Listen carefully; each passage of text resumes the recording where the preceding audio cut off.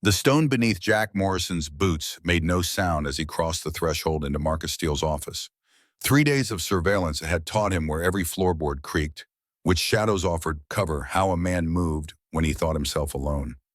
The Alpha sat behind his desk, pale gray eyes aimed somewhere past Jack's left shoulder, hands resting with parade ground precision on polished mahogany. Jack's voice cut through the silence like a blade drawn from its sheath. "You've been lying to everyone, including me." Those clouded eyes shifted, focused with laser precision directly on Jack's face. No hesitation, no careful tracking of sound, just immediate, perfect targeting. Marcus Steele leaned forward and something dangerous flickered behind that supposedly sightless gaze. "And you're going to help me finish this." The Alpha's words carried the weight of command, the absolute certainty of a man who'd led warriors into hell and brought them home. Or walk away. Jack's hand drifted toward the Glock holstered at his hip. 48 years of life had taught him when to trust, when to fight, when to run. Marine training had honed those instincts into weapons sharper than any blade. But standing in this office, watching a blind man see him with perfect clarity, Jack Morrison felt something he hadn't experienced since losing his unit in that Afghan valley 5 years ago. Purpose. Marcus's expression shifted, reading Jack's micro-movements, the way a sniper reads wind. "I need your answer, Colonel. Time's running out, and I can't afford soldiers who won't commit." The title Colonel, not Mr., not Jack, carried its own weight. Recognition of what he'd been, what he'd sacrificed, what he'd lost when the ambush tore through his Marines like paper. Marcus wasn't asking a broken veteran for help. He was asking a warrior to stand and fight one more time. Jack's hand moved away from his weapon. 72 hours ago, I didn't know you existed." "Then let me tell you how we got here." The world dissolved into darkness. 72 hours earlier, morning light filtered through gaps in the cabin's log walls, illuminating dust motes that danced like ghosts of better days. Jack sat at the kitchen table, surrounded by the debris of a life that refused to move forward. Bills stacked in neat rows organized by deadline and consequence. Rejection letters from security firms that valued youth over experience, fresh faces over purple hearts. A photograph of Sarah taken 2 weeks before cancer had its final say, her smile captured in that brief window when hope still seemed possible. 3 years. 3 years since he had held her hand in that hospital room. 3 years since the light went out of her eyes. 3 years since he'd buried his wife 6 feet down in Montana soil and wondered why the hell he was still breathing. The Marines had taught him how to survive firefights, IED, ambushes, enemy action. Nobody had taught him how to survive Sarah's absence, how to fill the hollow spaces she'd left behind. The cabin's silence pressed against his ears like deep water.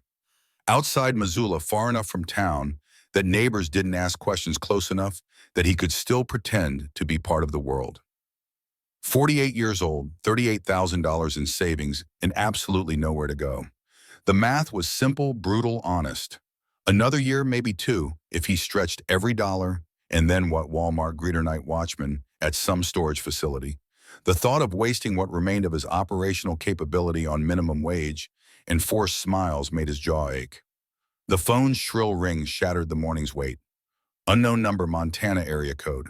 Probably another telemarketer, another voice trying to sell him something he didn't need with money he didn't have. Jack almost let it go to voicemail. Almost.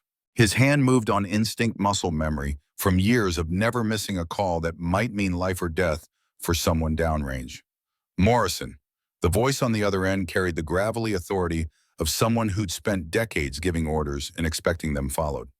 "Colonel Morrison, this is Thomas Stone, senior counselor at Silverwood Estate. I'm hoping you have a few minutes to discuss a position that might interest you." Jack's tactical mind cataloged details automatically. Stone Thomas, the name meant nothing. Silverwood Estate, unfamiliar. But that voice, that bearing even across a phone line, spoke of military background, command experience, someone who understood the weight of rank and responsibility. "I'm listening." "Your record came across my desk. 26 years, Marine Corps, multiple combat deployments, Silver Star for action in Fallujah, Bronze Star, with Valor, Purple Heart. Command experience at company and battalion level." Stone paused, let the recitation sink in. "Hell of a career, Colonel. Hell of a sacrifice." Jack's fingers tightened on the phone. "If this is a recruiting pitch, I'm retired." "Not recruiting, offering. We need a head of security at Silverwood Estate, someone with your particular skill set, someone who knows how to protect people, assess threats, make hard calls when situations go sideways. Another pause, this one calculated. Someone who understands loyalty. The word hung in the air between them. Loyalty, semper fidelis, always faithful. The core had branded it into his soul, made it as fundamental as breathing.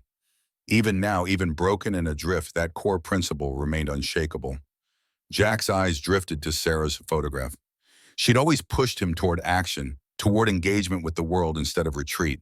What kind of a state needs a Marine officer for security? The kind that houses over 200 residents, manages substantial business operations, and occasionally deals with threats that require someone who can think tactically under pressure. Stone's tone shifted, became more direct. The kind where the previous security chief retired suddenly, and we need someone we can trust implicitly, someone who won't fold when things get complicated.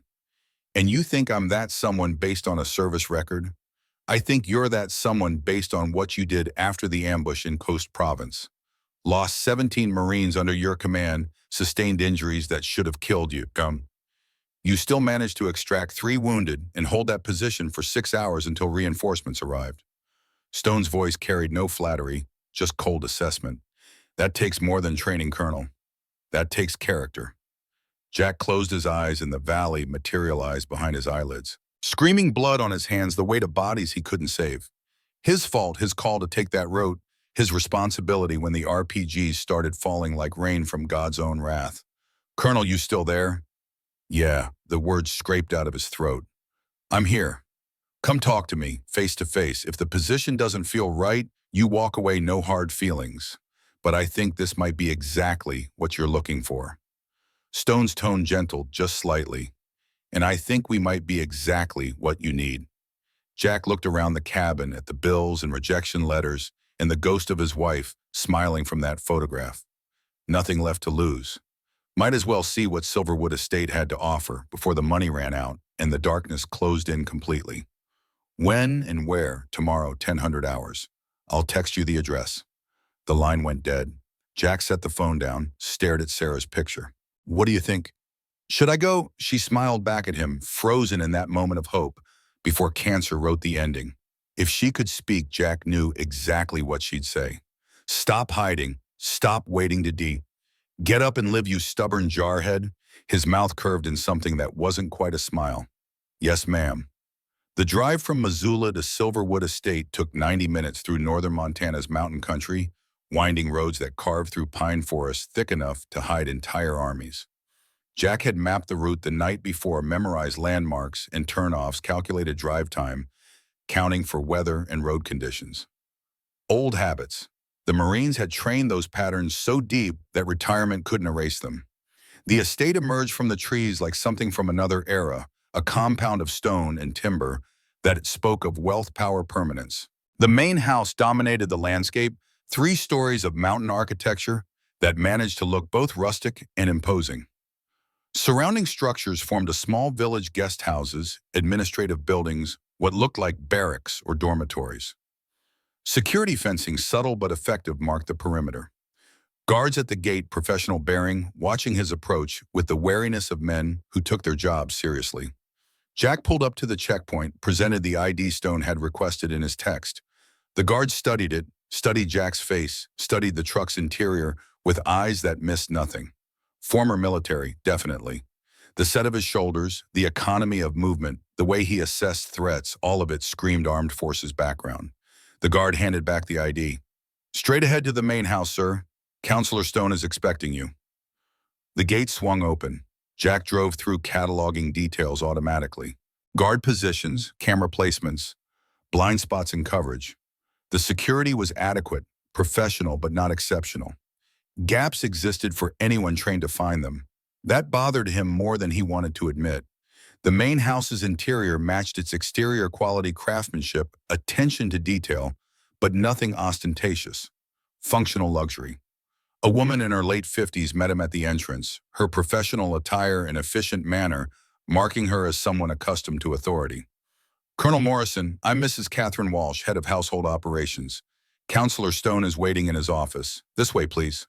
She led him through corridors that twisted and turned with the kind of defensive architecture Jack recognized from military installations.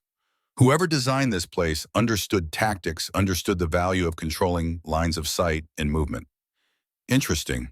Thomas Stone's office occupied a corner position on the second-floor windows, offering clear views of the grounds in two directions. The man who rose from behind the desk matched his voice, 60-something, gray hair buzzed military short, the kind of handshake that spoke of years handling weapons and giving orders. Former Army Jack's instincts whispered. Officer probably field grade before retirement. Stone gestured to a leather chair. Coffee. Black. They settled into their seats, two warriors sizing each other up with the practiced ease of men who'd spent careers making life-or-death assessments of character. Stone slid a file folder across the desk. Your complete service record. I've read it 3 times and I'm still impressed as hell. Stone's eyes held genuine respect. 26 years, 5 combat deployments, multiple commendations. You could have made general if you'd stayed in. Jack's jaw tightened. Lost my taste for politics. And lost your unit in Coast. Stone's tone held no judgment, just acknowledgement. I read the after-action report. You made the right tactical call based on available intelligence. The enemy had better intel. That's war. 17 Marines still died. And 3 lived because you held that position when anyone else would have withdrawn. Stone leaned forward. I'm not here to debate what-ifs, Colonel. I'm here to offer you a position that needs your specific combination of skills, experience, and integrity. Jack opened the folder Stone had provided, scanned the position description. Head of Estate Security responsible for protection of residents' assessment and mitigation of threats. Management of 20-person security team, comprehensive background in tactics and crisis management required. Salary package that made his savings account look like pocket change. Why me? You could hire a dozen private security professionals for this. Because I need someone who understands loyalty. Someone who won't fold when offered money, won't crack when threatened, won't walk away when things get dangerous. Stone's expression hardened. The previous security chief lasted 8 months. Left with no notice, no explanation, just disappeared overnight. I need to know that won't happen with you. What kind of threats are we talking about? Stone stood, moved to the window. Silverwood Estate is the center of a substantial territory, Colonel. We manage business operations, residential communities, complex relationships with neighboring territories. Sometimes those relationships become adversarial. Sometimes people get ideas about taking what isn't theirs. He turned back. And sometimes the threats come from inside, from people who should be loyal but aren't. Jack's tactical instincts flared. You think the previous chief was compromised? I think he knew something that made leaving preferable to staying. Stone's gaze held steady. I think there are elements within this estate that don't have our residents' best interests at heart. And I think you're exactly the kind of stubborn, honor-bound Marine who won't let that stand. You're asking me to walk into a situation where I don't know the players, don't understand the politics, and the last guy in my position either sold out or ran scared. Yes, Stone didn't blink. I'm asking you to do the hardest thing a warrior can do, trust that the mission matters even when you don't have perfect intelligence. Trust that protecting people is worth the risk, even when some of those people might be your enemies. Jack looked out the window at the estate grounds, at the people moving through the compound, going about their daily lives. Families, workers, individuals who deserve to feel safe in their homes. The fundamental mission hadn't changed since his first day at Paris Island. Protect those who can't protect themselves. Stand the wall when darkness comes calling. Give your life if necessary so others can live. His hand drifted to the folder, to the salary package that would solve every financial problem he faced and then some. But money wasn't the decision point. It never had been. Sarah's voice whispered in his memory. You're not built to sit still, Jack. You're built to stand between the wolves and the sheep. That's who you are. Jack met Stone's eyes. When do I start? Today, if you're willing. There's someone you need to meet first. Stone's expression shifted, became more guarded. Our Alpha, Marcus Steele. He'll make the final call. Alpha, local terminology, leader if you prefer. He runs the estate, makes the big decisions, carries ultimate responsibility for everything that happens here. Stone paused. There's something you should know before you meet him.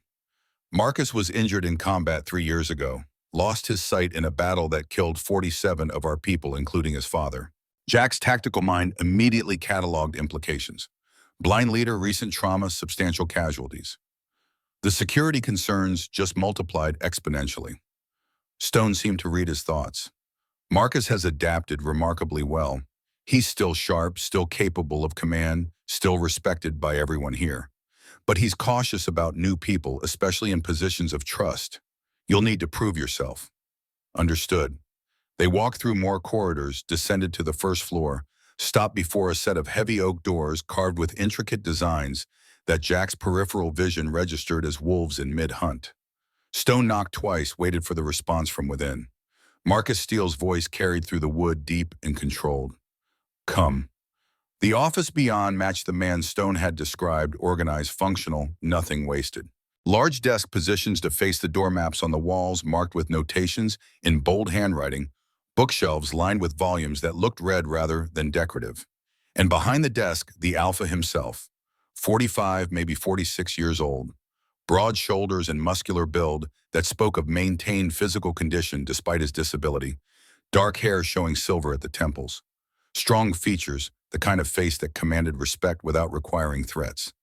And those eyes, pale gray, clouded with the milky cast of blindness, staring at some point past Jack's shoulder with perfect stillness. Marcus didn't rise, didn't extend his hand, just sat with military bearing and assessed his visitor through senses Jack couldn't see. Colonel Morrison, Thomas speaks highly of you. Alpha Steele, Jack remained at attention, old habits refusing to die. At ease, Colonel, this isn't a parade ground. The faintest smile touched Marcus's mouth. Though I appreciate the discipline, sit please. Jack took the indicated chair. Stone remained standing near the door, present, but letting Marcus run the interview. The Alpha's hands rested on his desk with precise placement, fingers aligned, every movement deliberate and controlled. Marcus tilted his head slightly, as if listening to something Jack couldn't hear. Your service record is impressive. 5 combat tours, multiple commendations, command experience at multiple levels. Why leave the Corps? Jack had prepared for this question, rehearsed various answers that ranged from vague to truthful. Looking at Marcus Steele's clouded eyes, feeling the weight of command authority that transcended physical limitations, he chose honesty. Lost my unit in an ambush, lost my wife to cancer a year later. Stayed in for 2 more years trying to pretend I was still functional, but the Corps deserves better than officers running on autopilot and survivor's guilt. Marcus's expression didn't change, but something in his posture shifted. Recognition, perhaps. Understanding, born of shared experience with loss and responsibility. Thomas tells me you're considering our security position. Considering, yes, sir. Let me be direct, Colonel. This estate houses over 200 people. Some are families, some are single residents. All of them depend on us to keep them safe. We have business interests that extend across multiple territories, relationships that sometimes turn adversarial, internal politics that can get complicated. Marcus's hand shifted, aligned a pen with military precision. What I need is someone who can think tactically, assess threats before they materialize, and make hard decisions when violence becomes necessary. Can you do that? Yes, sir. And you understand that serving as security chief means you'll be privy to sensitive information that you'll need to keep confidence in even when pressured to reveal them. I understand operational security, Alpha Steele. Marcus's head tilted again, that same listening posture. His clouded eyes aimed somewhere near Jack's left ear. You're wondering how a blind man runs an estate this size. Jack kept his expression neutral. I'm wondering how you manage the tactical requirements of leadership without visual input. Carefully. Marcus's smile held no humor. I have good people around me, people I trust to be my eyes, to report or accurately to execute my orders without question. Thomas is one of those people. I'm hoping you'll become another.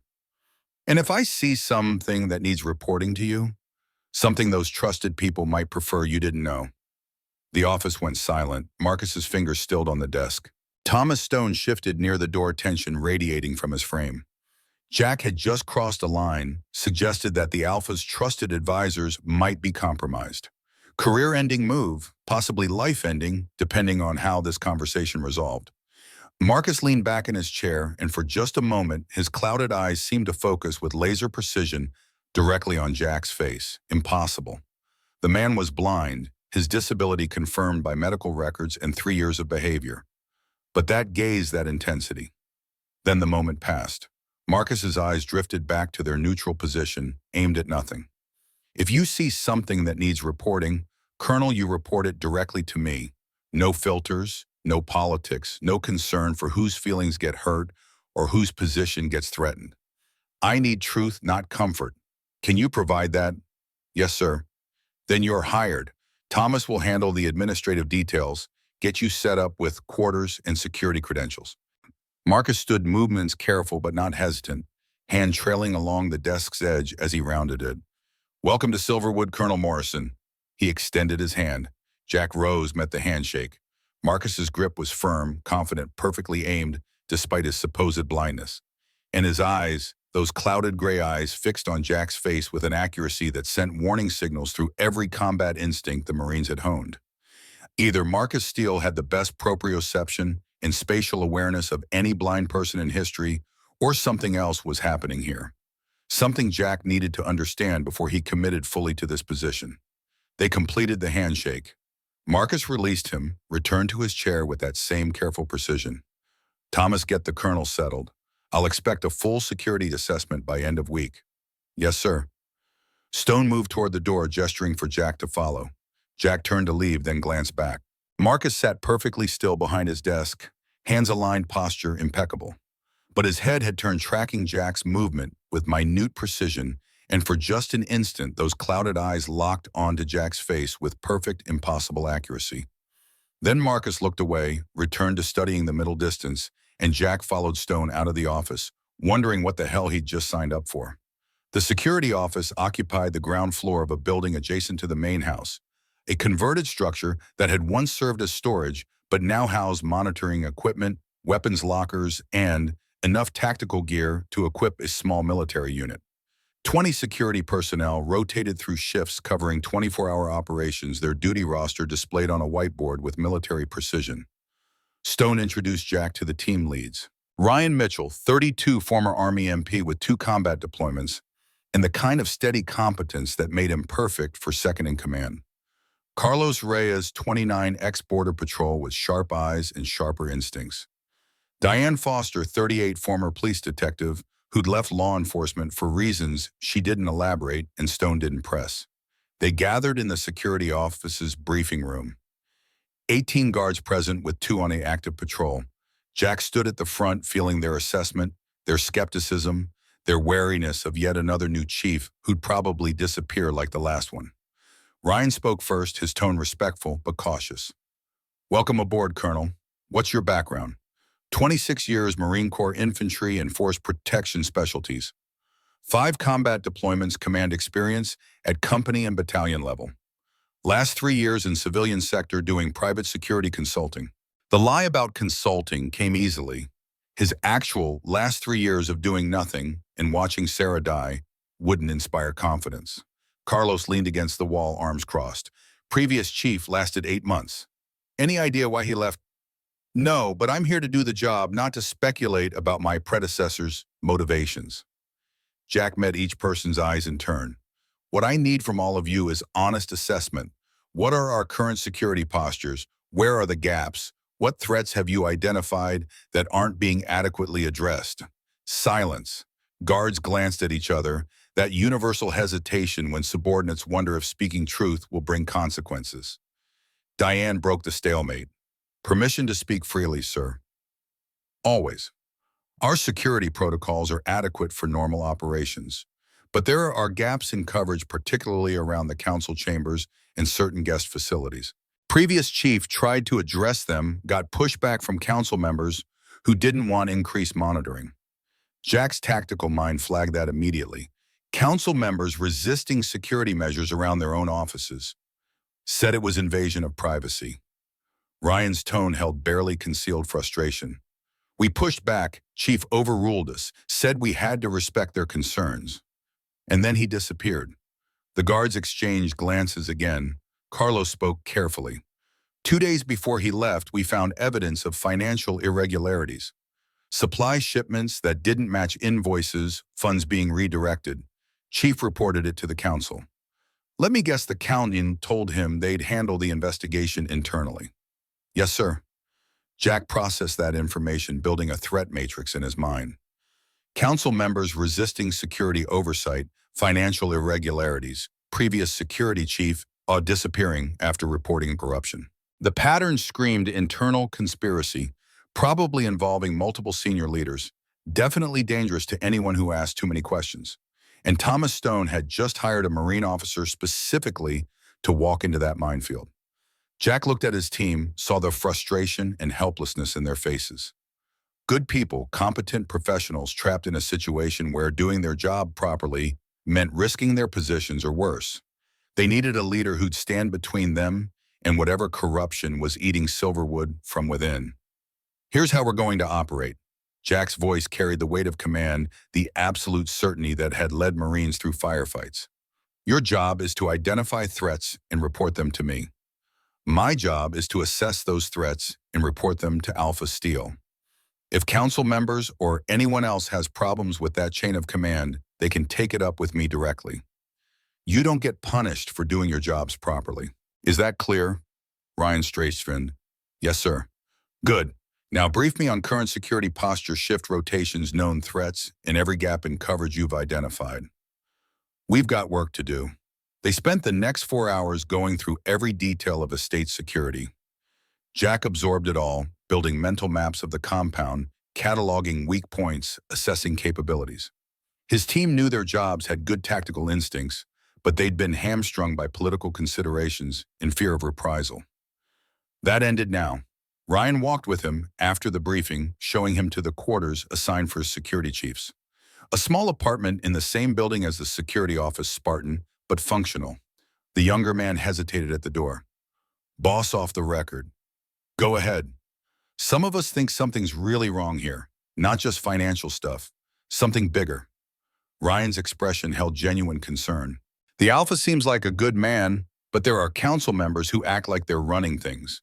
And people who ask too many questions tend to move on. You think the previous chief was threatened? I think he was smart enough to recognize when he was outmatched. Ryan met Jack's eyes. I hope you're smarter, or tougher, or both. Jack's smile held no humor. Get some rest, Mitchell. Tomorrow we start fixing the gaps. Ryan nodded left. Jack closed the door, surveyed his new quarters. 1-bedroom, small kitchen, living area with tactical gear, already staged for immediate use. Not home, but functional. He'd lived in worse during deployments. Sarah's photograph emerged from his go bag, the only personal item he'd brought. Jack set it on the nightstand, studied her smile. Well, I'm officially employed again. Security chief for a werewolf territory, bet you didn't see that coming. She smiled back at him, frozen in time, forever hopeful. I know. You're thinking I walked right into another mess. You're probably right. Jack sat on the bed, suddenly exhausted. But these people need help, Sarah. And I need to matter again. Need to protect something that matters. His wife's photograph offered no response, but Jack imagined her voice anyway. Then protect them, Jarhead.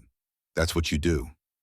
Sleep came hard, broken by dreams of Afghan valleys and hospital rooms of Marines screaming, and Sarah's hand going cold in his. But when dawn filtered through the apartment's windows, Jack Morrison rose, dressed in tactical clothing, and prepared to do what Marines do. Stand the wall, face the darkness, protect those who can't protect themselves. Even if those people happened to be werewolves living in Montana, led by an Alpha who could see better than any blind man had a right to. The first week passed in a blur of familiarization and observation. Jack absorbed everything: patrol routes, surveillance camera coverage, response protocols, personnel, capabilities. He made changes incrementally, adjusting shift rotations for better coverage, repositioning cameras to eliminate blind spots, instituting daily briefings where guards could report concerns without fear of reprisal. But mostly he watched. Marcus Steele maintained a rigorous schedule. Morning meetings with council members in chambers Jack wasn't cleared to access. Afternoon walks through estate grounds at precisely 3:30 p.m., always accompanied by a single guard. Evening hours in his private quarters, lights burning until well past midnight. The Alpha moved through the compound with remarkable confidence for a blind man. His hand would trail along walls, yes, but his steps never hesitated, never stumbled. His head turned at sounds with perfect tracking, engaging in conversations where his gaze seemed to lock onto speakers' faces despite its cloudiness. In his quarters, Jack had accessed Marcus's office twice more that first week, delivering his security reports as requested. Each time he'd cataloged new details. Maps covered the walls, marked with fresh annotations in that bold handwriting. How did a blind man make map notations? Books on the shelves showed finger marks on specific pages, titles ranging from military strategy to political philosophy. The desk remained immaculate, every item positioned with geometric precision.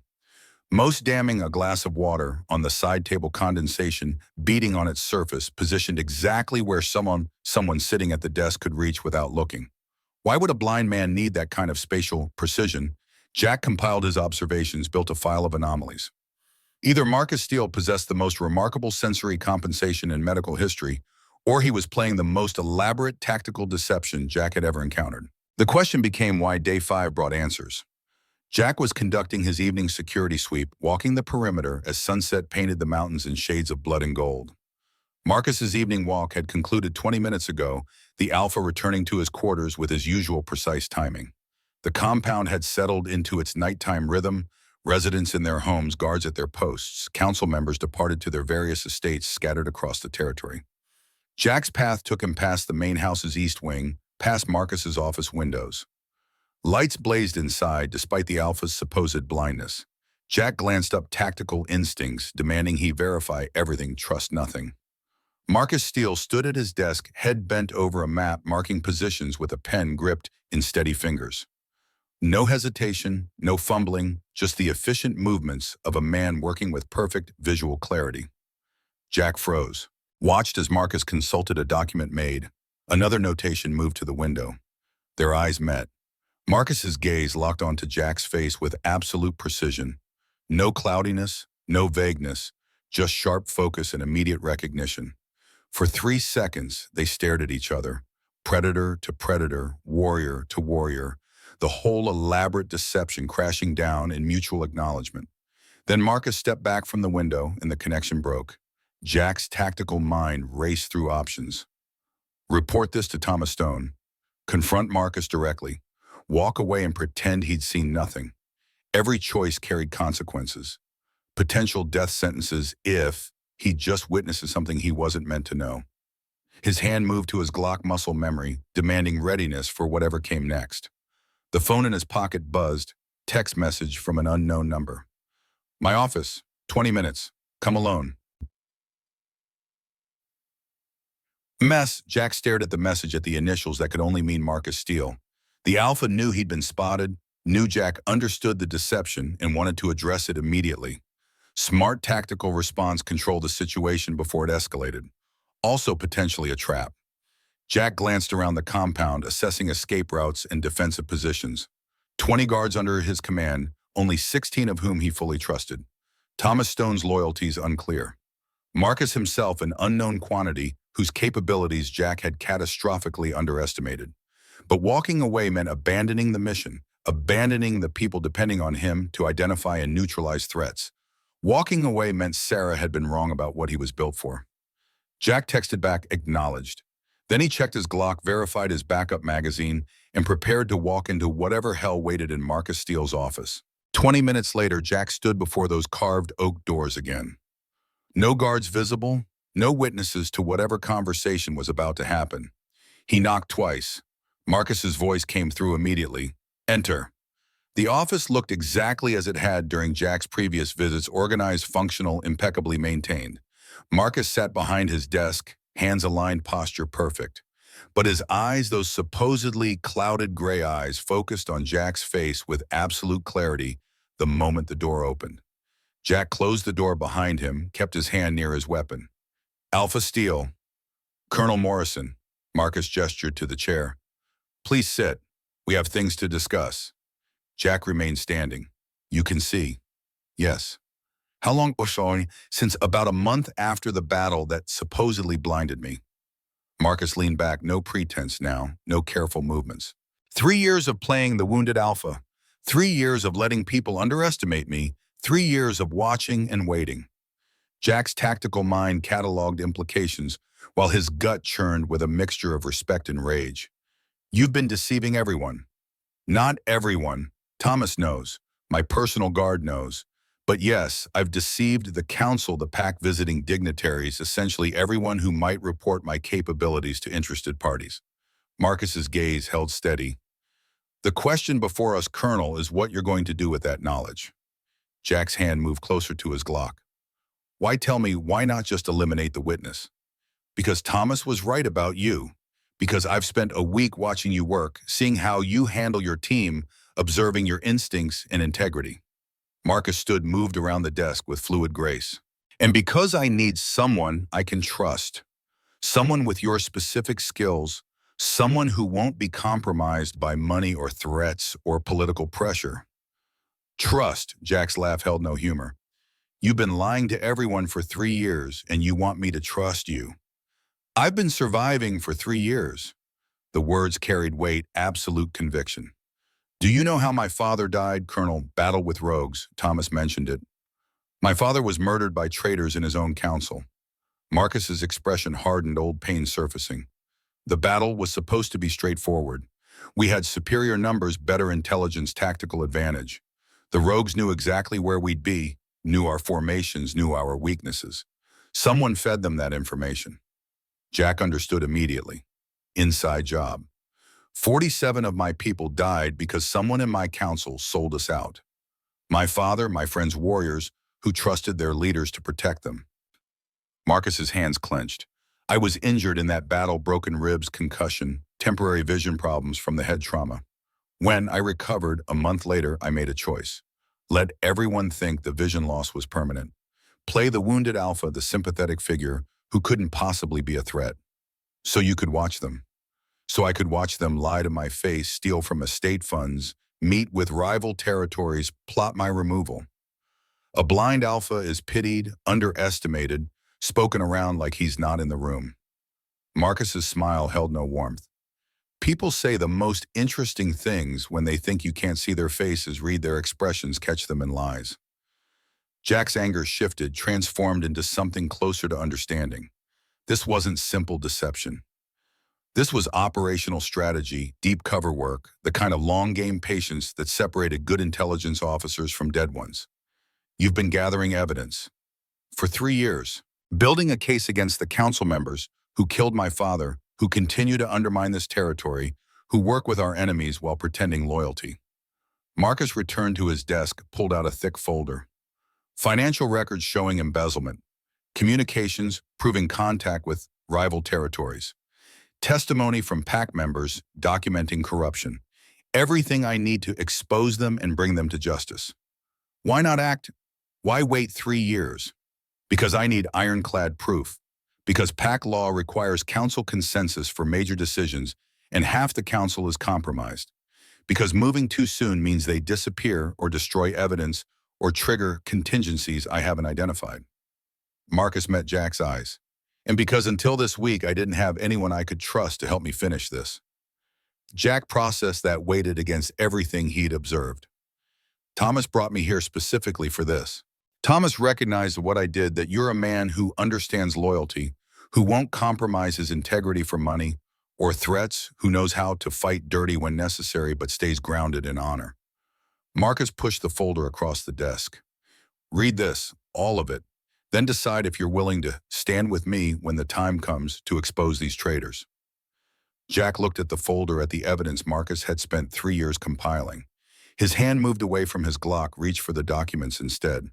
If I read this, if I learn what you know, I become complicit. Yes. If I refuse, if I walk away, you'll have to eliminate me. Can't let me run around with knowledge that could destroy your operation. Marcus's expression didn't change. That would be the tactical play, yes. Jack opened the folder, began reading.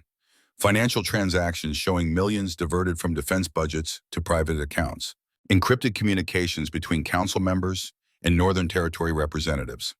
Plans to declare Marcus unfit, establish a regency, then arrange an accident to remove him permanently. The conspiracy ran deep, involved multiple council members, reached into neighboring territories, and Marcus Steele had documented every piece of it with meticulous, patient precision. Jack closed the folder, met the Alpha's gaze. This is big, bigger than internal politics. This is treason. Yes. And you want my help exposing it. I want your help finishing what I started, gathering the last pieces of evidence, identifying all the conspirators, preparing for the moment when I reveal everything. Marcus leaned forward. In 10 days, there's a gathering, all council members, packed nobles, visiting dignitaries. Public venue, multiple witnesses. I'll use that moment to drop the mask, expose the traitors, bring them to justice. And you need me to provide security, backup evidence, tactical support when things inevitably go sideways. These people have murdered before, Colonel. They'll murder again when cornered. Marcus's voice dropped. I need a warrior who understands what's coming and won't flinch when the shooting starts. Jack thought about his lost Marines, about Sarah telling him to live, about Ryan's quiet warning that people who asked too many questions moved on. He thought about 47 pack members who died because traitors sold them out, about Thomas Stone gambling, that a broken Marine might still have one more fight left in him. He thought about the fundamental mission: protect those who can't protect themselves. Jack extended his hand across the desk. You have my service, Alpha, and my loyalty. Marcus's grip was firm, confident, absolutely nothing like a blind man's. Thank you, Colonel. Now let me tell you exactly what we're up against. They talked for 2 hours, Marcus laying out every detail of his operation. The conspiracy centered on Counselor James Blackwood, 58, who'd lost his son and brother in the battle 3 years ago. Grief had twisted into hunger for power, belief that Marcus's reckless tactics had gotten good men killed.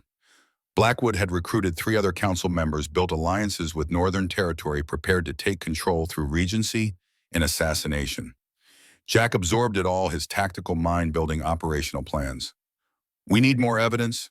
Financial records are good, communications are better, but we need smoking guns. Hard proof that'll hold up in pack court. Agreed, that's where you come in.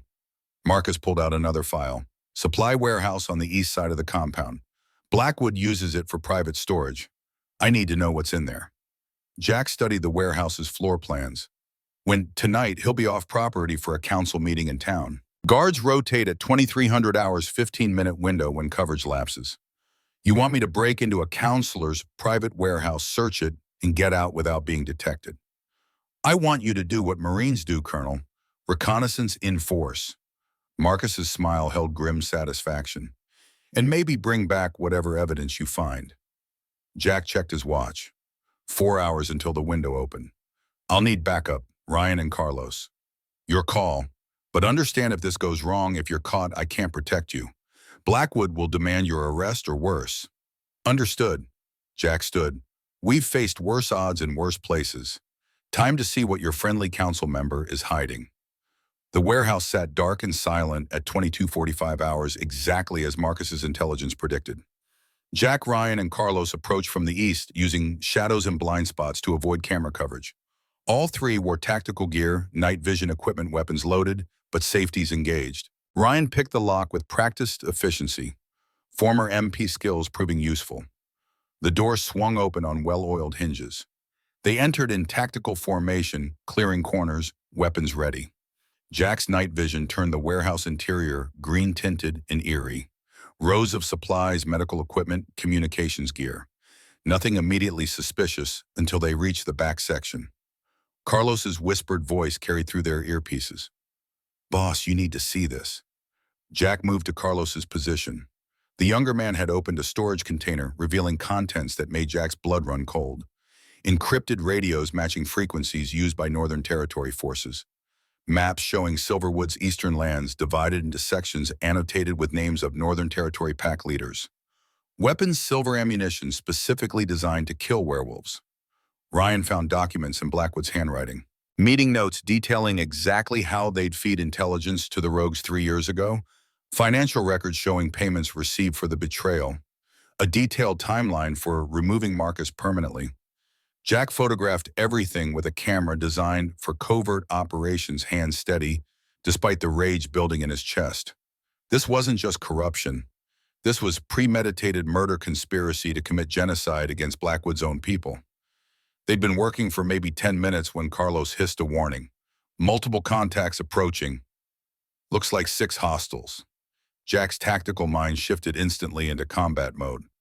Blackwood's guards. Negative, unknown personnel armed moving with military precision. The setup crystallized in Jack's mind. The intel about Blackwood being off-property was wrong. They'd walked into an ambush, and the window was closing fast. Fall back to east exit. Move. They withdrew in tactical formation, Carlos on point, Ryan covering rear, Jack in middle with evidence. But the hostile force had anticipated their route. 6 men blocked the exit, weapons drawn, faces hidden behind tactical masks. The lead hostile's voice carried cold amusement. "Colonel Morrison, Counselor Blackwood sends his regards. He really wishes you'd minded your own business." Jack's hand moved to his Glock. "Federal property, gentlemen. You're trespassing. And you're dying." The hostile's weapon came up.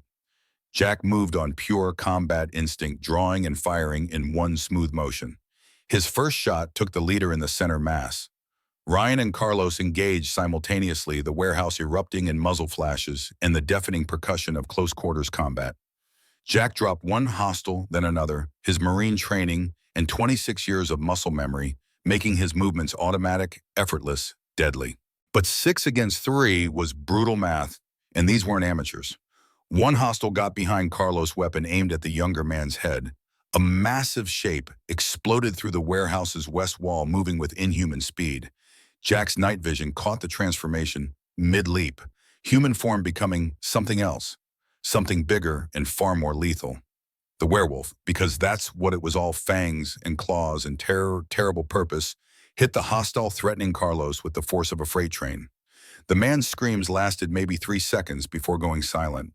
The werewolf turned, and Jack recognized the pale gray eyes, the intelligence behind the predatory gaze.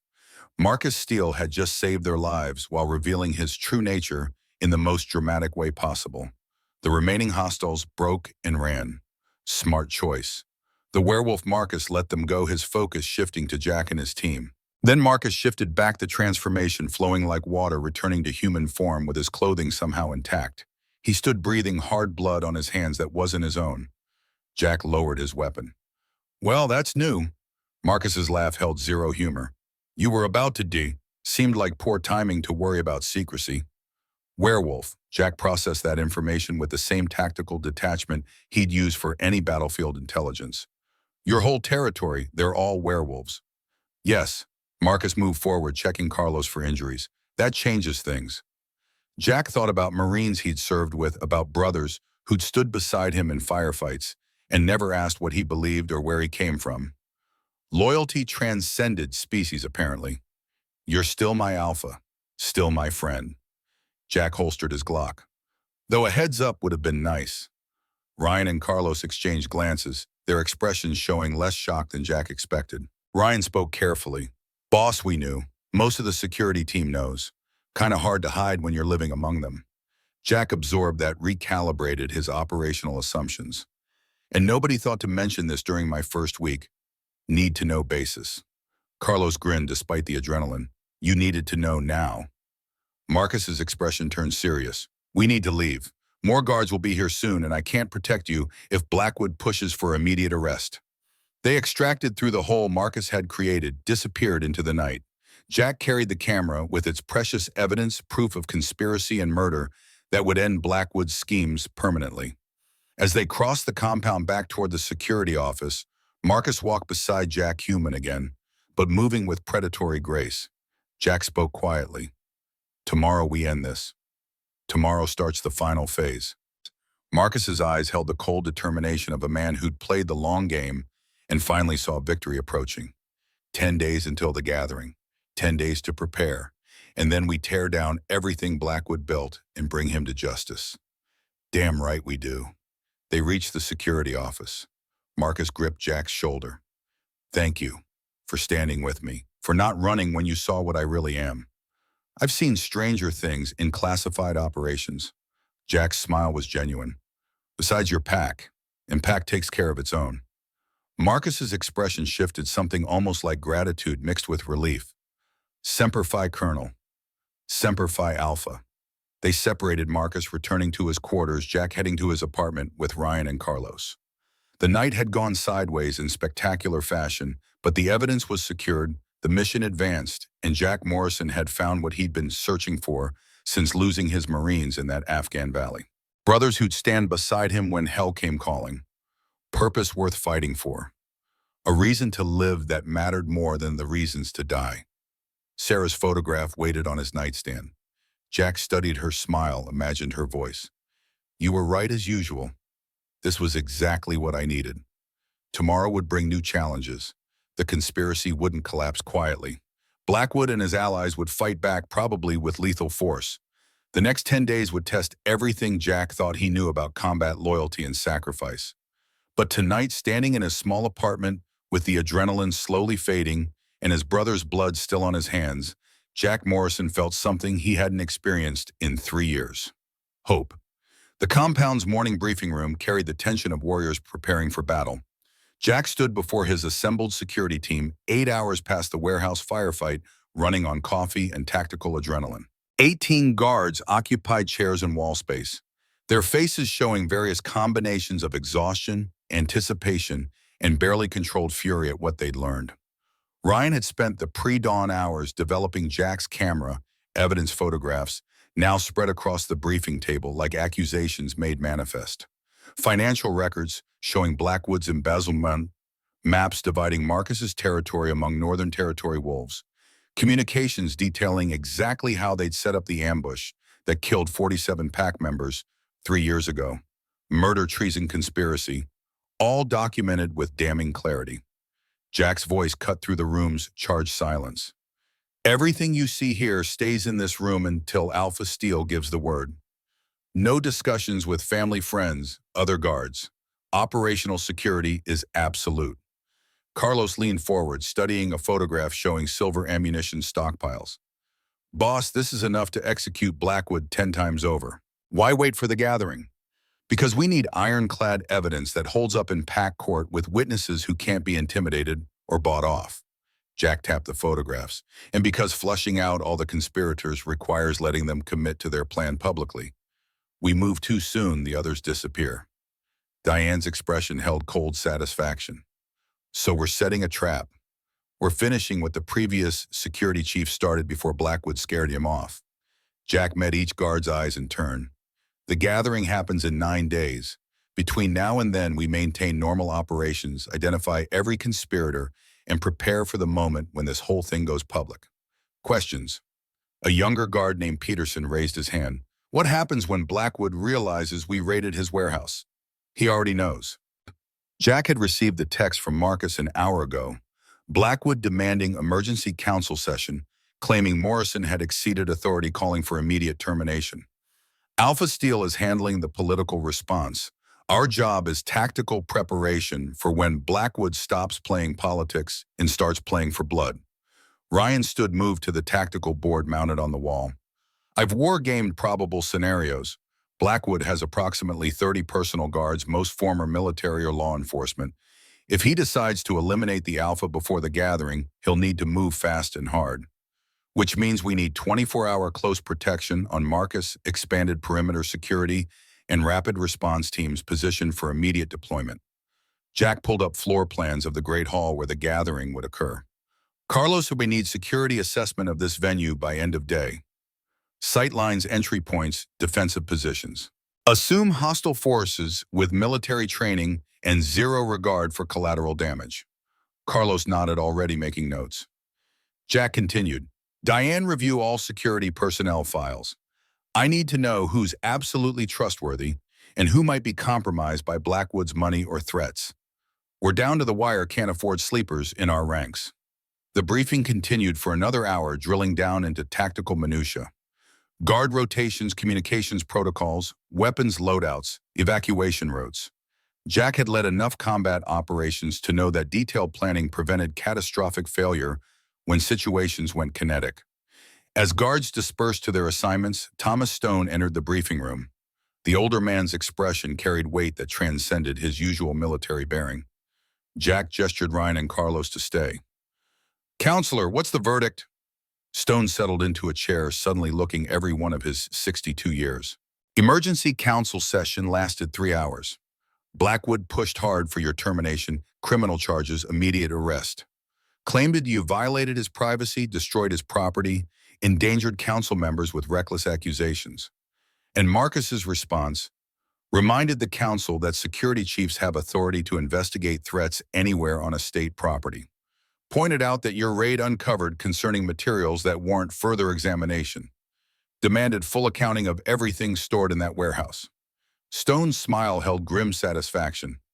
Blackwood couldn't refuse without looking guilty, so he agreed to inventory and audit.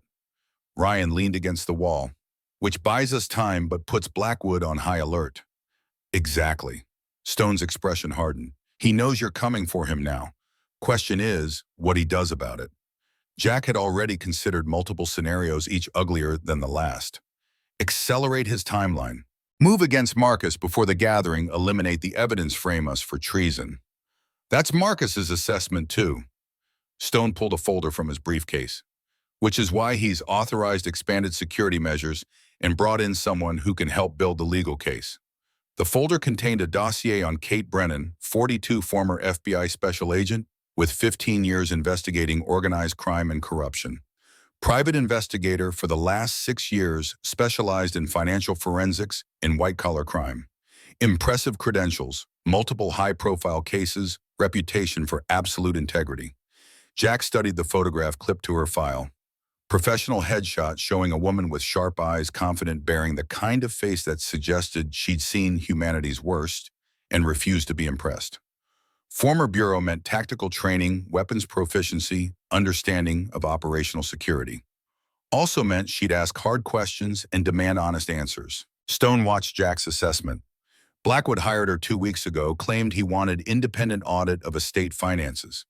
Thought he could control the investigation, make sure she only found what he wanted found. But she's actually investigating. Jack's tactical mind appreciated the irony. Marcus turning Blackwood's own weapon against him. She arrives this afternoon. Marcus wants you to brief her, bring her up to speed on the security situation. Stone's tone shifted, became more personal. Jack, she's good at what she does. Sharp, thorough, doesn't back down when threatened. But she's also walking into a situation that's about to turn extremely dangerous. Keep her alive. Jack heard the subtext. Stone had personal stake in Kate Brennan's safety beyond professional concern. Understood. The black sedan arrived at Silverwood's main gate precisely at 1400 hours, exactly when Kate Brennan's appointment specified. Jack watched through security monitors as guards checked her credentials, professional courtesy masking their tactical assessment of potential threats. The woman who emerged from the vehicle moved with economy and purpose, her business attire tailored but practical, her eyes scanning the compound with investigator's instinct. Jack met her at the main house entrance, extending his hand. Ms. Brennan, Jack Morrison, head of security. Her handshake was firm, confident, holding eye contact that assessed and cataloged. Colonel Morrison, your reputation precedes you. Ma'am, did my homework, 26 years, Marine Corps Silver Star, multiple combat deployments, impressive record. Her smile held challenge rather than flattery. Also noticed you've only been here 10 days, fast promotion to security chief. Jack appreciated directness. Previous chief left suddenly. Alpha Steel needed someone with tactical background and no pre-existing loyalties to estate politics. Politics. Kate's expression suggested she'd heard that euphemism before. That what we're calling corruption and conspiracy these days. Depends who's asking. FBI agent for 15 years now, private investigator, hired to audit this estate's finances. She adjusted the briefcase slung over her shoulder. I'm asking as someone who follows evidence wherever it leads, regardless of whose feelings get hurt or whose careers get destroyed. Jack made a decision based on gut instinct and tactical assessment. This woman wouldn't accept half-truths or political deflection. She'd dig until she found answers, and better she dig with their cooperation than against it. Then we should talk. Somewhere private. He led her to the security office's secure briefing room, the same space where he'd addressed his team that morning.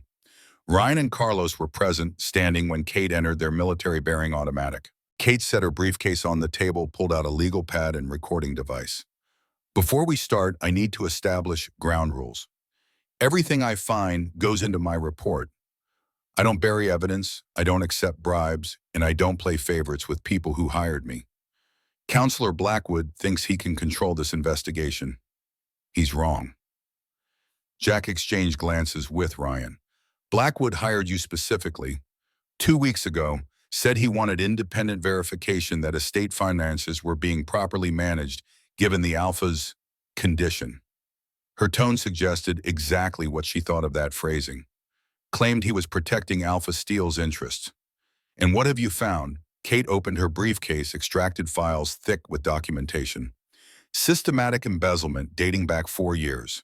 Supply funds redirected to private accounts defense budgets, siphoned for personal use contracts awarded to shell companies controlled by council members. Approximately $8 million stolen from estate operations. Ryan whistled low. Jesus. Gets better. Kate pulled out another file. Found communications between Blackwood and Northern Territory representatives discussing land deals, power transfers, and something they called transition arrangements. Took me a while to decode the euphemisms, but I'm reasonably certain they're planning to remove your Alpha and divide his territory. Jack leaned forward. You've had this evidence for how long? Started compiling it 5 days ago. Was planning to confront Blackwood, thorough demand explanation before submitting my final report. Her eyes narrowed. But something tells me you already know about this. Which raises the question, why hasn't anyone acted? Because we're building a case that'll hold up in packed court and prevent the conspirators from escaping or destroying evidence. Jack made another tactical decision, pushed the photographs from last night's warehouse raid across the table. And because we just found proof they murdered 47 people 3 years ago. Kate's professional composure cracked slightly as she studied the images. Financial records showing payments for intelligence that led to the ambush. Maps detailing exactly how to set up the trap.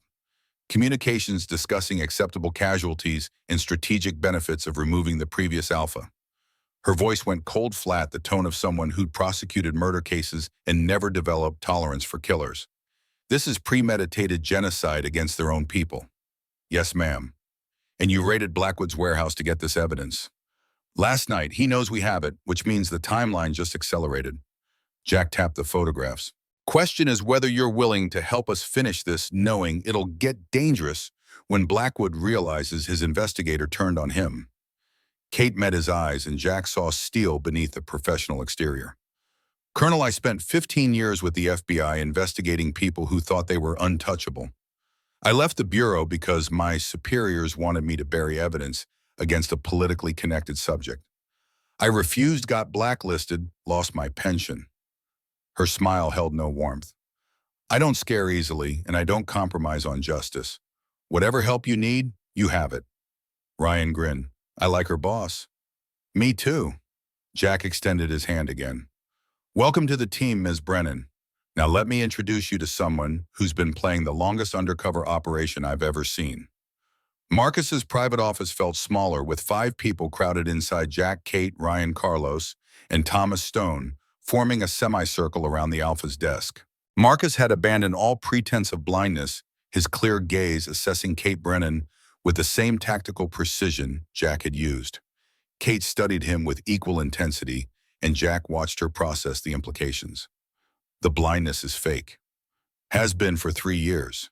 Marcus's voice carried no apology. Necessary deception to identify traitors who thought a disabled Alpha couldn't threaten their schemes. Elaborate deception, medical records, public appearances, everything consistent with legitimate disability. Kate's investigator instincts engage fully. How many people know the truth? 7 now that you're included. Thomas, Jack, my personal guard detail, and now Jack's trusted team members. Marcus leaned back. The conspiracy I'm fighting killed my father and 47 pack members. I've spent 3 years gathering evidence while letting the conspirators think they'd won. Can't afford leaks at this stage. Kate absorbed that, and Jack saw her recalibrating assumptions about the situation's complexity. The gathering in 9 days, you're planning to expose everything publicly. With multiple witnesses present, evidence documented, and legal authority to bring charges that'll stand in packed court. Marcus gestured to the folders Kate had brought. Your financial forensics combined with Jack's operational intelligence gives us everything we need. Question is timing and tactics. Blackwood knows you raided his warehouse. Kate's mind worked through scenarios. He'll move to eliminate evidence and witnesses before the gathering, probably tonight or tomorrow. That's my assessment. Marcus looked at Jack, which is why I'm authorizing expanded security protocols and accelerated evidence compilation. We document everything secure, multiple copies, establish witnesses who can testify independently. Jack nodded. Already tasking my team, but we need to discuss realistic threat scenarios. Blackwood has 30 guards, unknown number of sympathizers among estate staff and council. If he decides to move against you directly, he'll need overwhelming force, an element of surprise. Marcus's expression hardened, which is why I'm not giving him either. As of now, I'm implementing Code Black security posture. No council members in the main house without escort. All private meetings recorded, my personal quarters guarded 24/7. Thomas Stone spoke for the first time since the briefing began. That'll signal to Blackwood that we're on to him. Could trigger exactly the response we're trying to prevent. We're past subtlety, Thomas. He knows we have evidence, knows his investigator turned on him, knows we're coming for him at the gathering. Marcus stood, moved to the window overlooking the compound. Better to be obvious and prepared than subtle and dead. Kate pulled out her recording device. I need formal statements from all of you. Documentation of evidence, chain witness testimony, everything required for legal proceedings, FBI training, cover your bases before the shooting starts. The next 3 hours passed in intensive documentation. Kate recorded detailed statements from Marcus about the original battle, the conspiracy's evolution, the evidence compiled over 3 years. Jack provided tactical assessment of the warehouse raid, photographic evidence analysis of Blackwood's capabilities and probable responses. Ryan and Carlos corroborated timelines and added their own observations about suspicious activities they'd witnessed. Thomas Stone contributed historical context, relationships between council members, political dynamics within the territory, connections to Northern Territory that predated the current conspiracy. His testimony painted a picture of corruption that had festered for years, waiting for the right moment to metastasize into outright treason. By 1800 hours, Kate had compiled a legal brief that would make prosecutors weep with joy. Financial crimes, conspiracy to commit murder, treason against the pack, weapons charges, racketeering. Each count documented with multiple sources, corroborating evidence, witness statements. She closed her briefcase with satisfaction. This is the most comprehensive case file I've built in 20 years of investigation. Blackwood and his co-conspirators are finished. If we survive the next 9 days. Jack checked his watch. Sun setting. Blackwood's had all day to plan his response. If he's smart, he moves tonight while we're still organizing defenses. Marcus returned to his desk and Jack recognized the transformation, alpha to warrior, politician to predator. Then we give him a target he can't resist and a trap he won't see coming. Kate's eyes narrowed. You're using yourself as bait.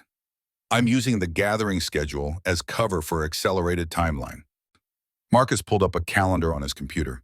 Officially, the event is 9 days out, but we've got everything we need right now. Evidence, witnesses, legal documentation. Why wait for Blackwood to make his move when we can force him to react on our terms? Jack saw the tactical logic immediately. You want to advance the gathering, announce emergency session, get everyone assembled while Blackwood's still planning his response.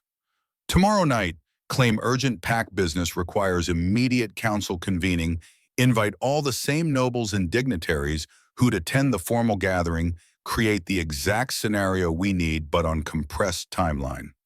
Marcus's smile held predatory satisfaction. Blackwood thinks he has 9 days to eliminate evidence and witnesses. We give him 18 hours. Thomas Stone's expression showed concern. That's extremely aggressive, Marcus. Doesn't give us time to secure all the protocols, prepare proper defenses. Gives us surprise, which matters more than perfect preparation. Marcus looked at Jack. Colonel, can our team secure the Great Hall by tomorrow evening? Jack's mind raced through logistics, guard positioning weapons, staging evacuation routes, medical support, communications, redundancy.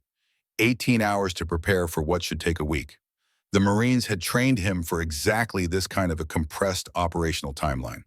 Yes, sir. Won't be pretty, but we can do it. Then make it happen. Marcus turned to Kate. Ms. Brennan, I need you to compile your evidence into presentation format, something we can display publicly that'll be immediately understandable to non-experts. Financial crimes conspiracy timeline, communications with Northern Territory. Make it bulletproof. Kate nodded. Consider it done. Thomas, start making calls. Every loyal council member, every pack noble we trust, every witness we need present. Emergency gathering tomorrow night, 1900 hours, mandatory attendance. Marcus's voice carried absolute command authority. And Thomas makes sure Blackwood gets the message. I want him there confident he can still control the situation, walking straight into the trap we've built. The room emptied rapidly, each person moving to execute their assigned tasks. Jack lingered as others departed, waiting until only he and Marcus remained. The Alpha looked at him with complete trust. You think I'm rushing this? I think you're taking calculated risk based on tactical assessment of enemy capabilities and probable responses. Jack moved to the window, studied the compound as shadows lengthened into evening darkness. I also think Blackwood's going to see this for what it is, the endgame. He'll bring everything he has. Good. Let him commit fully, bring all his forces into play. Better to face them in one decisive engagement than pick them off over weeks while they run guerrilla operations. Marcus joined Jack at the window. I learned from my father's mistake. He tried to manage the conspiracy politically, thought he could negotiate and compromise. They murdered him for it. I won't repeat his errors. Jack understood that logic had lived it in Afghanistan when hesitation and half measures got Marines killed. Then we end this tomorrow, decisively. One way or another. Marcus gripped Jack's shoulder. Thank you for standing with me when you could have walked away. Semper Fi Alpha, always faithful. Jack's smile held Warrior's grim humor. Besides, I've faced worse odds in worse places. Coast Province. How'd you know? Thomas's research was thorough. 17 Marines lost, 3 saved because their colonel refused to abandon them even when extraction seemed impossible. Marcus's eyes held respect that transcended rank or species. That's the kind of warrior I need beside me tomorrow. Someone who doesn't quit when the situation looks hopeless. Jack thought about that valley, about the weight of bodies and the screaming and the impossible choice to hold position or withdraw. We held because leaving meant they died for nothing. Had to make their sacrifice mean something. Tomorrow we make my father's sacrifice mean something. And the 47 who died with him. Marcus's expression hardened into something terrible and beautiful. We give them justice. The night passed in furious preparation. Jack's security team worked in rotating shifts, transforming the Great Hall from ceremonial space into defensible position. Ryan coordinated guard placement, establishing overlapping fields of fire and fallback positions. Carlos handled communications, ensuring encrypted channels and backup systems. Diane managed weapons distribution, standard firearms, plus specialized ammunition for dealing with werewolf threats. Jack supervised everything, running on coffee and combat adrenaline, his mind cataloging 1,000 details that could mean the difference between victory and catastrophic failure. He'd led Marines into Fallujah with less preparation time than this. Sometimes speed mattered more than perfection. Kate Brennan worked through the night in the security office's conference room, transforming raw evidence into devastating presentation. Financial charts showing money flow from estate accounts to Blackwood's private holdings. Timeline graphics illustrating the conspiracy's evolution. Communications displayed with damning clarity, the blind fool won't see it coming, destined to become the quote that destroyed Blackwood's defense. Around 0300 hours, Jack found her still working, eyes red from screen fatigue, surrounded by empty coffee cups. He set a fresh cup beside her laptop. You should get some rest. Going to need you sharp tomorrow. Kate accepted the coffee without looking up from her screen. I'll rest when Blackwood's in custody. Right now, I'm making sure every piece of evidence is ironclad, every source documented, every claim defensible. She finally met his eyes. Lost a case early in my FBI career because I rushed the evidence compilation. Guilty man walked free because I missed a detail that discredited a key witness. Never again. Jack understood that burden, the weight of failure that became fuel for future success. You know this is going to get violent tomorrow. Blackwood won't go quietly. I spent 15 years arresting people who thought they were untouchable. Some of them fought back. Her smile held no warmth. I can handle myself, Colonel. I don't doubt it, just making sure you know what you're walking into. Kate's expression softened slightly. I appreciate the concern. Really, but I chose this work knowing the risks. Some things matter more than personal safety, justice, accountability, making sure powerful people don't escape consequences just because they have money and connections. Jack recognized kindred spirit in that philosophy. Why'd you really leave the FBI? The official story says voluntary resignation, but Thomas mentioned something about refusing to bury evidence. Assistant director wanted me to lose key documents in a corruption investigation. Subject was politically connected, had friends in Congress, could make the Bureau's life difficult. I was told to make the problem go away quietly. She returned to her laptop. I told him to go to hell, submitted my resignation before they could fire me, and took the evidence to a reporter. Subject got indicted anyway, but I got blacklisted. Worth it. Semper Fi. Kate looked up surprised. I'm not a Marine colonel. No, but you live by the same code. Always faithful to the mission, to truth, to doing what's right, regardless of personal cost. Jack's smile was genuine. That makes you a warrior in my book. She studied him for a long moment, and something shifted in her expression. When this is over, assuming we survive, you want to get coffee sometime, like actual coffee, not strategy sessions in secure briefing rooms. The question caught Jack completely off guard. He'd been widowed for 3 years, hadn't even considered the possibility of connection with someone new. Sarah's absence still felt too fresh, too immediate, too much like betrayal to even think about moving forward. But looking at Kate Brennan, seeing the strength and integrity and warrior spirit that mirrored everything Sarah had valued, Jack felt something he hadn't experienced since the hospital room. Hope. I'd like that. His voice came out rougher than intended. Fair warning, though, I'm pretty rusty at the whole dating thing. Me too. Lost my husband 6 years ago. Line of duty local police. Kate's eyes held shared understanding of that particular grief. So we'll both be rusty together. Seems fair. They held eye contact for several seconds, that moment of recognition when two damaged people acknowledge they might heal better together than apart. Then Kate returned to her evidence compilation, and Jack went back to tactical planning, but something had shifted. The mission mattered, but so did surviving to see what came after. Dawn broke clear and cold across Montana mountains, painting the compound in shades of gold and shadow. Jack stood on the main house's second-floor balcony, watching his security team complete final preparations. 18 hours since Marcus had accelerated the timeline. 18 hours of intensive work transforming the Great Hall into a kill zone disguised as a diplomatic venue. Ryan joined him carrying 2 cups of coffee. Boss, we're as ready as we're going to get. Guard positions, established weapons, staged medical teams on standby. Carlos verified communications 3 times. Diane confirmed every guard's loyalty and capability. Jack accepted the coffee, studied the compound with tactical eyes. Blackwood. Confirmed attendance along with these 3 allied council members, bringing his full security detail, 30 guards all armed. Ryan's expression held grim satisfaction. He thinks he's walking into a political session where he can still control the narrative. Going to be surprised. Surprised people do stupid things. Make sure your teams understand we contain violence, we don't initiate it. Let Blackwood make the first move, then respond with overwhelming force. Rules of engagement are clear, boss. Protect the Alpha, protect civilians, neutralize threats with minimum necessary force. Ryan paused. Though between you and me, I'm hoping Blackwood gives us reason to respond with maximum force. Bastard deserves everything coming to him. Jack understood that sentiment. Just keep it professional. We're warriors, not executioners. The day passed in mounting tension. Noble families arrived throughout the afternoon, vehicles filling the compound's parking areas, security teams escorting VIPs to assigned quarters. PAC members sensed something significant brewing. The compressed timeline increased security presence. Marcus's public abandonment of his blindness all signaled major developments. Kate finished her presentation around 1600 hours, running Jack through the sequence one final time. Financial evidence establishing embezzlement. Communications proving conspiracy with Northern Territory.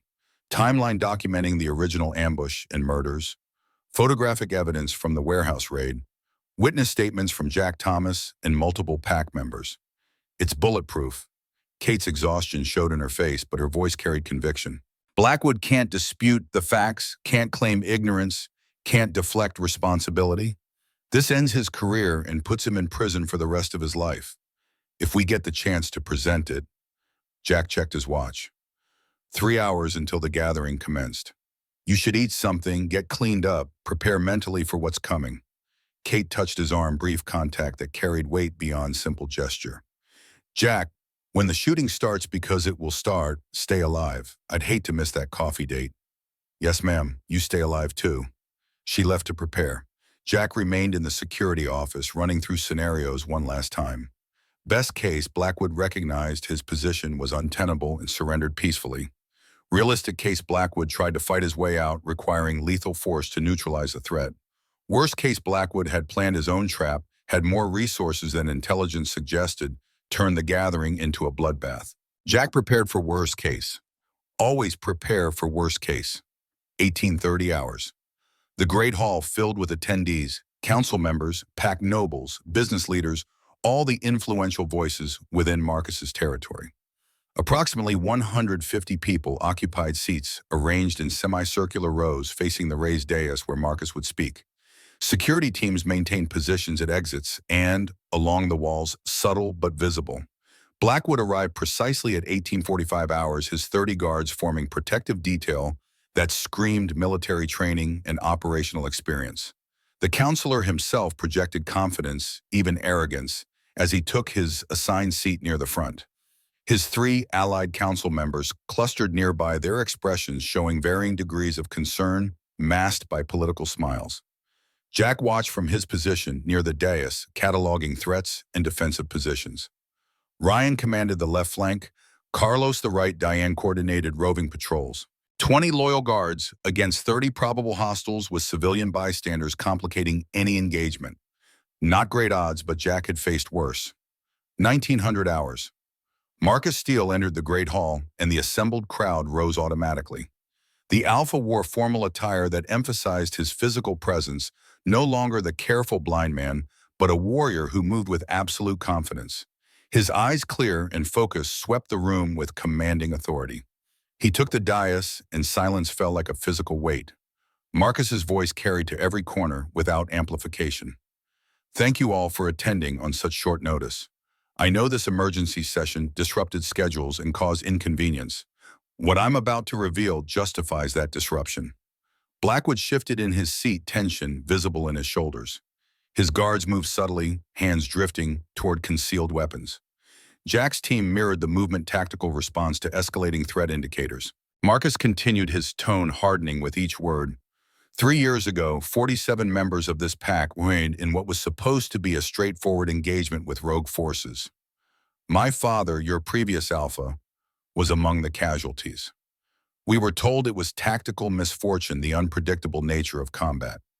He paused, let the memory settle across the crowd. We were lied to. That battle was no accident. It was a murder orchestrated by traitors within our own council, who sold intelligence to our enemies in exchange for money and political power. The hall erupted in shocked murmurs. Blackwood surged to his feet, his voice carrying outrage. This is outrageous, Alpha Steele. Your grief has clearly affected your judgment. These wild accusations are documented with evidence that will be presented momentarily. Marcus's gaze locked onto Blackwood with predatory focus. Sit down, counselor. Your turn to speak will come. Blackwood remained standing, his guards moving closer. I will not sit here and be slandered by a man who has deceived this entire pack for 3 years. Your supposed blindness was a lie, Alpha Steele. How can we trust anything you say when you've been manipulating us all? The blindness was tactical deception to identify exactly which council members were conspiring against this pack. Marcus's voice dropped to something cold and dangerous. And it worked perfectly. You and your co-conspirators showed your true nature when you thought I couldn't see your faces, read your expressions, catch you in lies. Jack's hand moved to his Glock, ready for what he knew was coming. Across the room, Ryan and Carlos tensed their teams, preparing for engagement.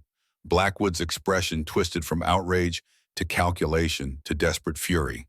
You have no proof, no evidence beyond paranoid delusions and manufactured accusations. Ms. Brennan, if you would. Kate stepped forward, her laptop connected to projection screens mounted throughout the hall. Her voice carried professional authority that cut through the tension. Financial records showing $8 million embezzled from PAC defense funds over 4 years. The first slide appeared showing bank transfers and account numbers. All funds traceable to accounts controlled by Counselor Blackwood and his associates. Next slide. Communications between Blackwood and Northern Territory representatives discussing division of Alpha Steel's lands in exchange for support of a planned regency. Next slide. Documents recovered from Blackwood's private warehouse detailing exactly how intelligence was provided to rogue forces 3 years ago, resulting in the ambush that killed 47 PAC members. Each revelation hit like hammer blows, the evidence so overwhelming that even Blackwood's supporters began shifting uncomfortably. Murmurs grew louder, PAC members processing the magnitude of betrayal. Blackwood's mask of composure shattered completely. This is fabricated. Morrison broke into my property, planted false evidence, manufactured this conspiracy to destroy me. The evidence has been independently verified and documented. Kate's tone held no compromise. Multiple sources corroborate every claim: financial forensics, witness statements, photographic documentation. This is ironclad, Counselor.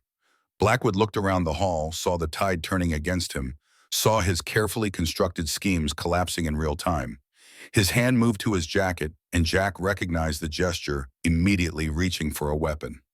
Jack's voice cut through the chaos. Security weapons visible. Prepare to engage. Blackwood's 30 guards drew their firearms in unified movement, the sound of racking slides and clicking safeties like mechanical thunder. The hall erupted in screams as civilians scrambled for exits, nobles diving for cover, the orderly session transforming into a panic in seconds. Ryan's team returned fire, the Great Hall becoming a war zone of muzzle flashes and ricocheting bullets. Jack moved instinctively, positioning himself between the dais and the hostile forces, his Glock tracking targets with marine precision. 2 of Blackwood's guards went down from his shot center mass professional execution. Carlos's team engaged from the right flank, catching Blackwood's forces in crossfire. Diane's roving patrols blocked the exits, preventing hostile withdrawal while allowing civilians to escape. The tactics Jack had drilled into his team all week paid immediate dividends: controlled fire, tactical positioning, overwhelming response that turned numerical disadvantage into operational superiority. But Blackwood wasn't stupid. He'd planned for this contingency, had backup forces Jack hadn't detected. A section of the hall's western wall exploded inward, deliberate demolition charges creating a new entrance. 20 additional hostiles poured through the gap, heavily armed. Moving with professional military precision, the math just shifted catastrophically against Jack's team. Marcus Steele moved then, and Jack watched the transformation occur in real time. The Alpha's human form flowed like water into something else: massive werewolf standing over 7 feet tall, all muscle and fangs, in terrible purpose. Other PAC members in the crowd followed his example, shifting to combat forms, the Great Hall becoming a battlefield where human and werewolf forces clashed with savage intensity. Jack had seen combat in Fallujah Coast classified operations across 3 continents. Nothing compared to the sheer violence of werewolves fighting for their territory. Marcus tore through Blackwood's forces like a hurricane through cardboard claws and teeth, reducing armed men to screaming casualties in seconds. Other PAC warriors joined him, the defensive action becoming slaughter. But the hostiles had silver ammunition, the one substance that could genuinely harm werewolves. Jack saw PAC members go down wounded or dying, the silver burning their flesh like acid. The battle hung in brutal balance: superior numbers versus superior lethality, human tactics versus supernatural ferocity. Jack fought his way toward Kate, who'd taken cover behind the dais, her own service weapon drawn. He reached her position just as 3 hostiles converged their weapons, tracking her position. Jack dropped the first with a headshot, the second with 2-round center mass. The third got close enough to grapple, and they went down hard, Jack's combat training keeping him alive through close-quarter struggle. The hostile was younger, stronger, but Jack had 30 years of dirty fighting experience. He got his knife into the man's kidney, twisted, withdrew, finished it with a shot to the head. Kate's eyes held shock and gratitude. Jesus, Jack. Stay down, stay behind cover. He reloaded his Glock, checked the tactical situation. The battle was turning Blackwood's forces, taking catastrophic casualties, pack warriors methodically eliminating threats. But the cost was high. Jack counted at least a dozen pack members, down wounded or dead, the price of Blackwood's desperation. Marcus, still in werewolf form, cornered Blackwood himself near the demolished western wall. The counselor fired repeatedly, silver bullets striking the Alpha's shoulder and chest, but Marcus kept coming with terrible inevitability. He shifted back to human form as he reached Blackwood, catching the man's wrist with crushing force. The crack of breaking bone echoed through the hall. Blackwood screamed, fell to his knees. Marcus stood over him, blood streaming from silver wounds, but still upright, still dominant, still absolutely in command. The Alpha's voice carried across the hall, despite his injuries. James Blackwood, you are charged with treason, conspiracy to commit murder, embezzlement, and crimes against this pack. You will face pack court in answer for what you've done. Blackwood's face twisted with rage and grief in desperate madness. They died because of your father's arrogance, because he refused to negotiate, refused to compromise, got my son killed for nothing. They died because you sold them to our enemies for money and power. Marcus's tone held no forgiveness. Your grief doesn't justify genocide, James. Nothing justifies what you've done. Guards moved in Jack's team and loyal pack members, securing Blackwood and his surviving co-conspirators. The fighting ended as suddenly as it began. Hostile forces, either dead or in custody, the Great Hall transformed into a scene of devastation. Bodies, blood, smoke from discharged weapons hanging in the air like funeral shroud. Jack holstered his weapon, moved to assess casualties. 3 of his guards dead, 7 wounded, approximately 15 pack members killed, 20 more injured. Blackwood's forces had taken the worst, over 40 dead, the remainder captured. The price was high, but the conspiracy was broken. Kate emerged from cover, moved immediately to help wounded civilians, her FBI medical training making her valuable in triage. Jack watched her work, saw the strength and compassion that made her extraordinary, and remembered their conversation about coffee dates after this was finished. They'd survived. Against brutal odds and terrible violence, they'd survived. Marcus shifted back to human form, completely accepting medical attention for his silver wounds. Thomas Stone appeared at his side, the older man's face showing relief and grief in equal measure. The Alpha's voice carried exhaustion and grim satisfaction. Get the wounded to medical facilities. Secure the prisoners.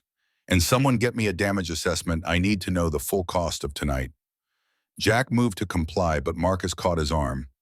Colonel, thank you for standing with me, for keeping Kate alive, for being exactly the warrior I needed.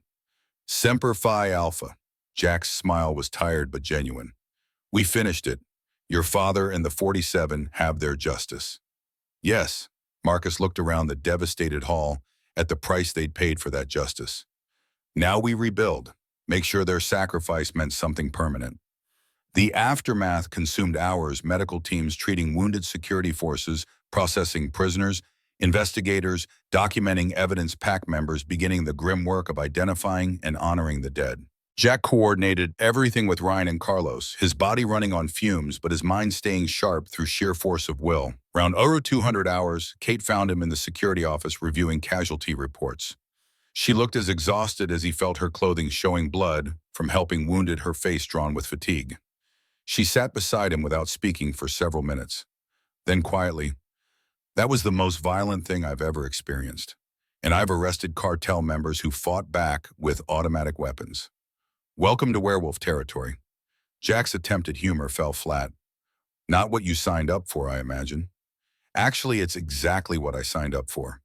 Justice, accountability, making powerful people answer for their crime. She leaned against his shoulder, the contact providing comfort they both needed. We won, Jack. Blackwood's finished, the conspiracies destroyed, the pack is safe. At a cost of 18 dead and 37 wounded, Jack closed the casualty report. Victory, but expensive. All victories are expensive. That's why they matter. Kate's hand found his, their fingers intertwining naturally. And we're both still alive. So that coffee date is still on the table, assuming you're interested. Jack turned to look at her, saw the strength and vulnerability and hope in her eyes. Sarah's voice whispered in his memory, telling him to live to let himself move forward, to honor her by finding happiness again. Yeah, his voice was rough but certain. Yeah, I'm interested. They sat together in the security offices, quiet holding hands, two warriors who'd survived hell and found each other in the aftermath. Outside the compound that slowly returned to order. Inside, Jack Morrison felt something he hadn't experienced in 3 years. Peace. Morning sunlight filtered through the security office windows, catching dust motes that drifted like memories of last night's gunpowder residue. Jack had managed 3 hours of sleep on the office couch before his body's internal alarm dragged him back to consciousness. Military discipline didn't recognize exhaustion as an excuse for dereliction of duty. He found Marcus in the medical wing, shirt off, while a pack healer worked on the silver wounds that still showed angry red against his skin. The Alpha's healing abilities were remarkable. Injuries that should have killed a human were already closing, but Silver burned differently, resisted supernatural recovery, demanded patience. Marcus looked up as Jack entered. "Colonel, you should be resting." "So should you, sir." Jack pulled up a chair, watched the healer apply specialized salve that made Marcus wince. Casualty report finalized. 18 dead, 3 of mine, 15 pack members. 37 wounded, most will recover fully.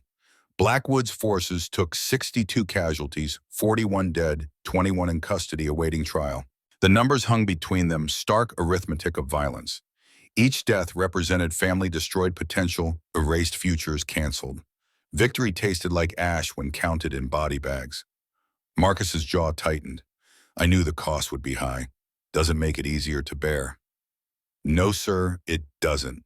Jack had delivered enough death notifications during his Marine career to know that statistics became unbearable when transformed into names, faces, grieving loved ones. The wounded are stabilized. Ryan's coordinating funeral arrangements. Thomas is handling political fallout. Apparently other territories are very interested in what happened here last night. Let them be interested. The conspiracy reached beyond our borders.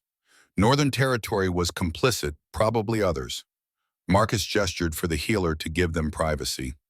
Once they were alone, his voice dropped. "Jack, I'm restructuring the council completely.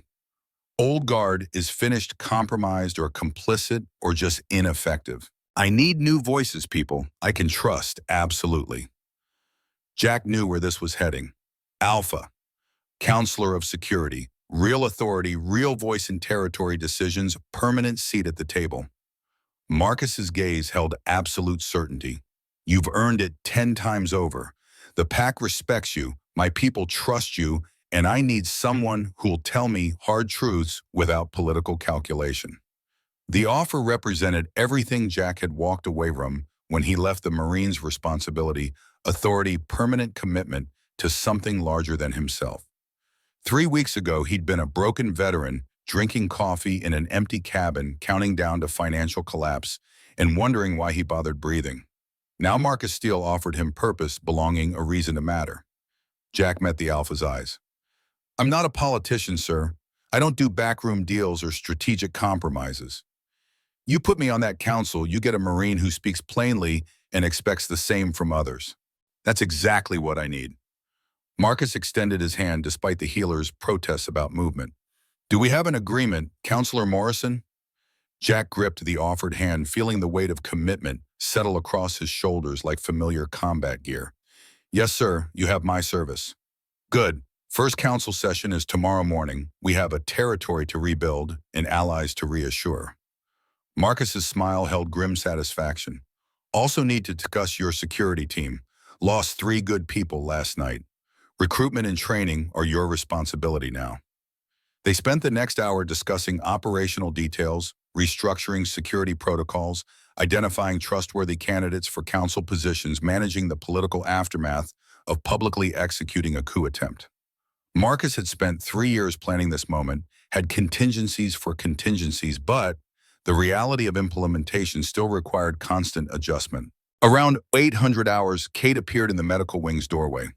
She changed into fresh clothes, pulled her hair back in professional bun, but exhaustion showed in her face. Her eyes found Jack's immediately, something warm passing between them before she addressed Marcus. "Alpha Steele, the FBI wants a formal statement about last night's events. Apparently, 41 bodies in a demolished building triggered federal interest. Marcus's expression showed carefully controlled annoyance. Tell them this is internal PAC business audit covered under territorial sovereignty agreements established in 1952. I did. They're citing interstate conspiracy and weapons trafficking as justification for federal jurisdiction. Kate's tone suggested she'd been arguing this point for hours. My former colleagues are very persistent when they smell a major case. Let them investigate Blackwood's connections to Northern Territory, his financial crimes, anything that crossed territorial lines. Marcus stood accepting the shirt the healer offered with visible reluctance. But the violence last night was defensive action against armed insurrection. PAC law applies, not federal. Kate nodded, making notes. I'll communicate that position. Can't guarantee they'll accept it, but the territorial sovereignty precedent is solid. She glanced at Jack. Also, several of Blackwood's surviving guards are requesting legal representation. They're claiming they were following orders, didn't know about the conspiracy. Jack's tactical mind considered that claim. Some of them might be telling the truth. Blackwood recruited from military and law enforcement people trained to follow chain of command. Doesn't excuse participation in violence, but motive matters. Agreed. Marcus moved toward the door, conversation clearly shifting to walking meeting. Kate, I want you to interview each prisoner individually. Assess their knowledge, their culpability, their potential value as witnesses against Northern Territory conspirators. Anyone who cooperates fully gets consideration for reduced charges. They walked together through corridors that still showed damage from last night's battle bullet holes in walls, bloodstains on floors, the physical scars of violence that would take weeks to erase. PAC members moved through the compound with subdued purpose, the usual energy dampened by grief and shock. Jack noticed how people deferred to him now, how guards straightened when he passed, how civilians offered respectful nods. 18 hours ago, he'd been new security chief, barely known beyond his immediate team. Now he was the warrior who'd stood beside their alpha in battle, who'd killed to protect their territory, who'd earned his place through blood and competence. The weight of that recognition settled alongside his new council responsibilities.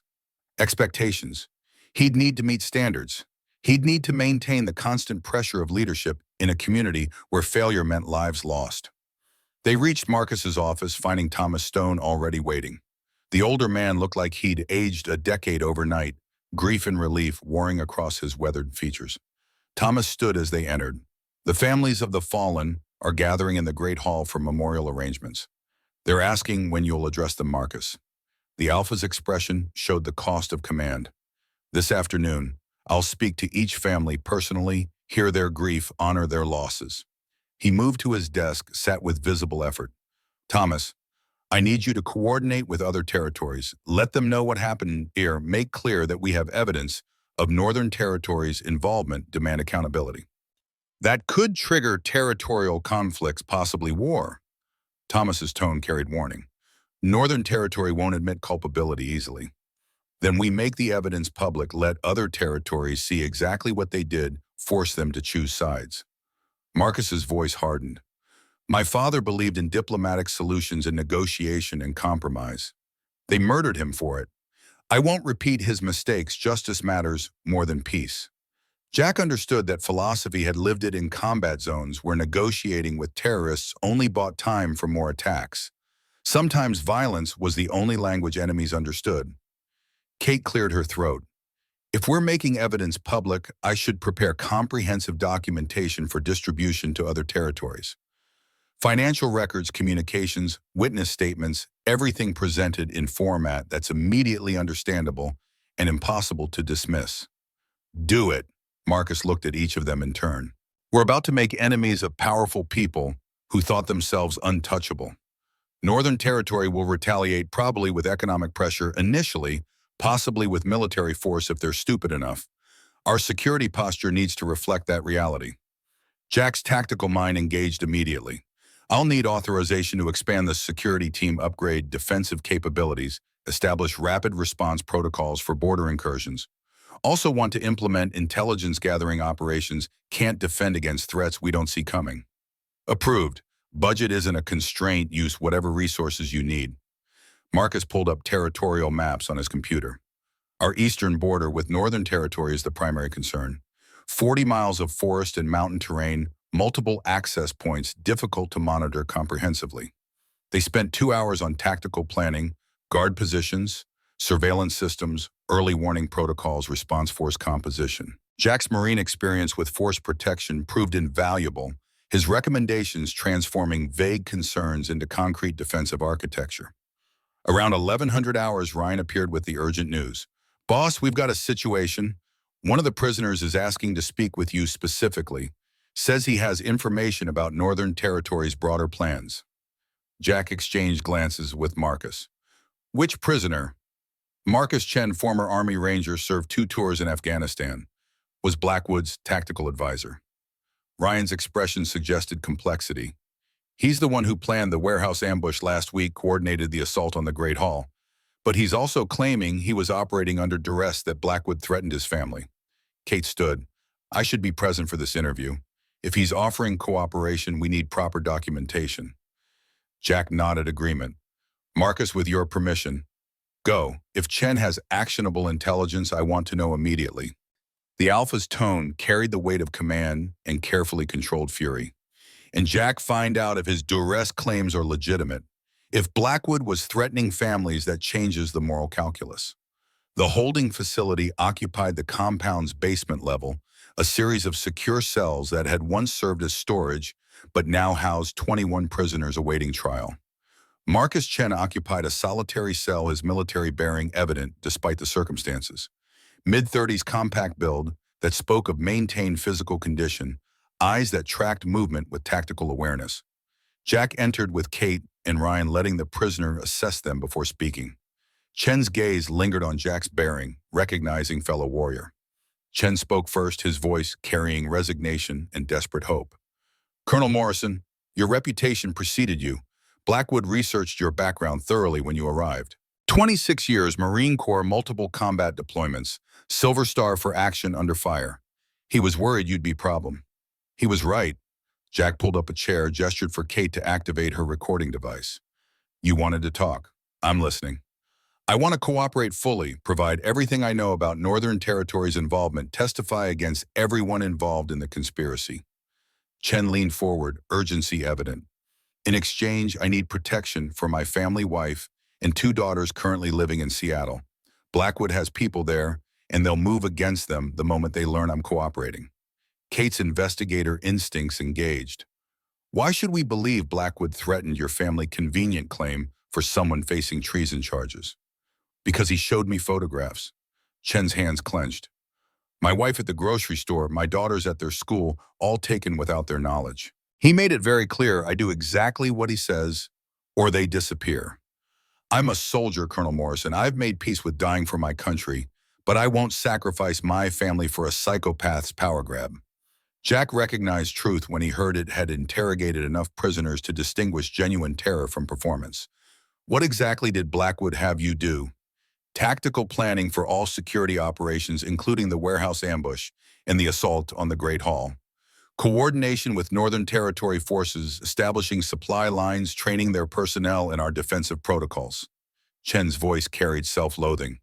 "I gave them everything they needed to destroy this pack, and I did it because a madman had pictures of my daughters."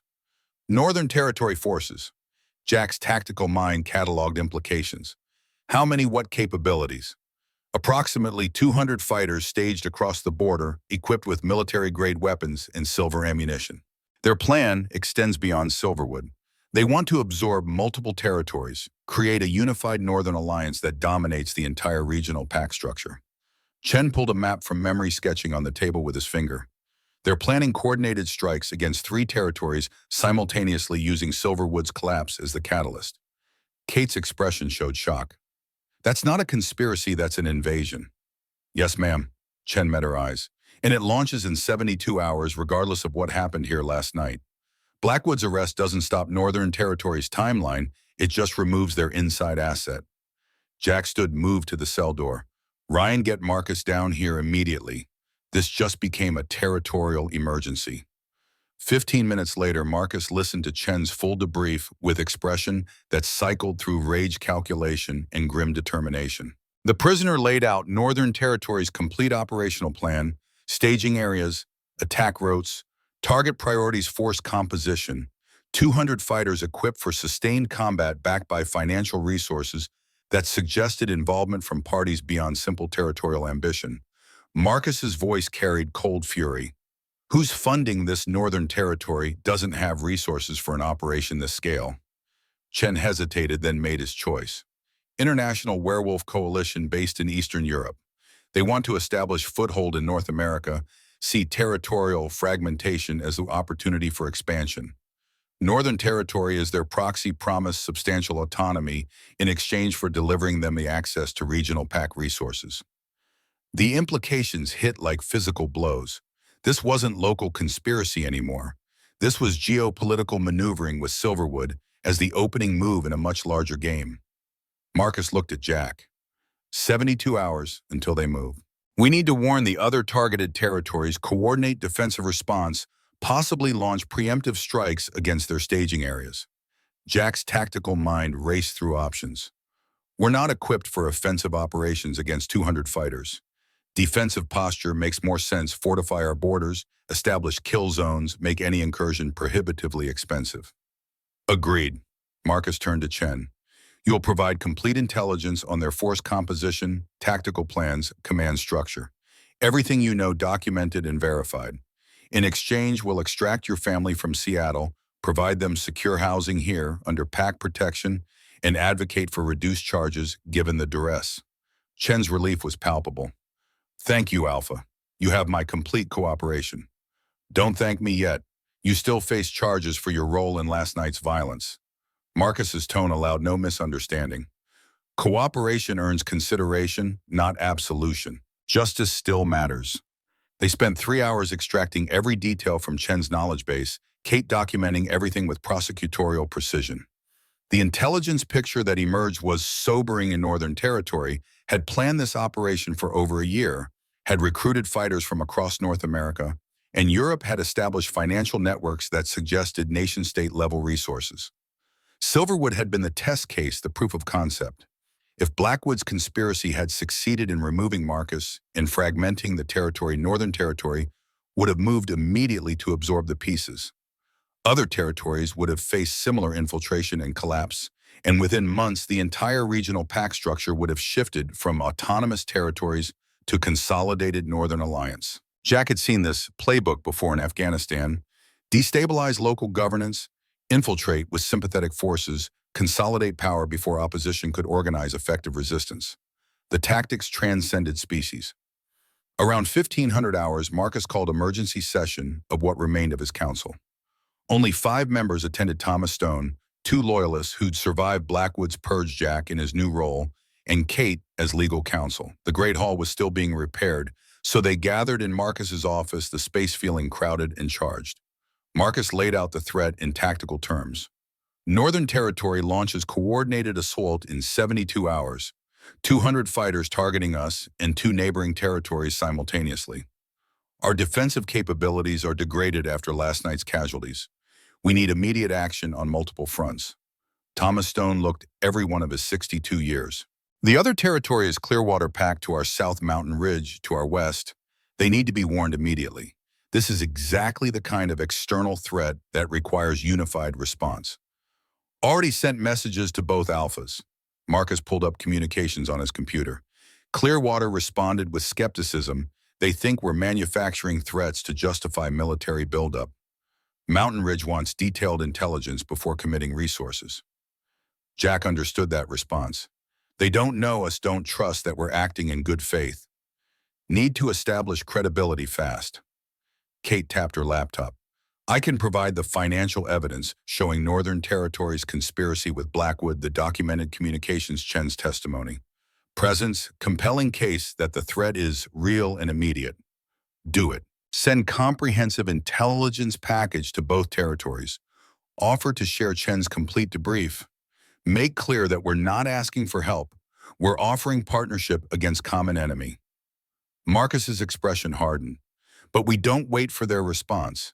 We defend our territory regardless of whether neighboring packs join us. One of the Loyalist Council members spoke up, Patricia Reeves, 63, former military intelligence analyst. Alpha, Our defensive posture is severely compromised. Lost 18 fighters last night, have 37 wounded. Against 200 attackers with military training and superior equipment, the math is brutal. Which is why we're not fighting fair. Jack moved to the territorial maps Marcus had displayed. We use terrain to our advantage, establish ambush positions along likely approach routes, make every meter they advance cost them blood. They want invasion. We give them Vietnam, death by 1,000 cuts. No clean victories, just grinding attrition that breaks their will to continue. Marcus studied the maps. You're talking about guerrilla warfare against superior force. I'm talking about defending your territory using tactics that leverage your people's capabilities against the enemy's weaknesses. Jack traced probable Northern Territory approach routes. They're werewolves, yes, but they're also overconfident, probably underestimating our defensive preparation because they think last night's battle left us broken. We use that arrogance against them. Thomas Stone's expression showed grudging respect. The colonel's approach has merit, but it requires we evacuate non-combatants, establish secure fallback positions, except that portions of our territory will become active combat zones. Then we evacuate and prepare. Marcus's voice carried absolute command authority. Patricia coordinates civilian relocation to secure facilities in the compound center. Thomas work with neighboring territories to establish refugee protocols in case we need to evacuate completely. Jack, implement your defensive plan. You have complete authority over military operations. Kate raised a hand. What about the legal implications? If we're launching what amounts to military operations against another territory that triggers interstate compacts and potentially federal intervention. We're defending against imminent invasion documented by intelligence from multiple sources. Marcus met her eyes. Federal authorities can investigate after we've survived. Right now, territorial sovereignty means we protect our people by whatever means necessary. The council session continued for another 2 hours, drilling down into logistics and operational details. Jack's tactical mind thrived in this environment, translating strategic concepts into concrete action items. By 1700 hours, they had comprehensive defensive plan that gave Silverwood realistic chance of surviving the coming assault. As the meeting broke up, Marcus pulled Jack aside. Colonel, I need you to understand something. What I'm asking you to do, transforming this territory into a fortress, preparing our people for potentially brutal combat, this isn't what you signed up for 3 weeks ago. Jack thought about his empty tummy, his financial collapse, his wondering whether life still held purpose worth pursuing. No, sir, it's not. But it's what's necessary, and I'm the right person to do it. That's enough. Is it?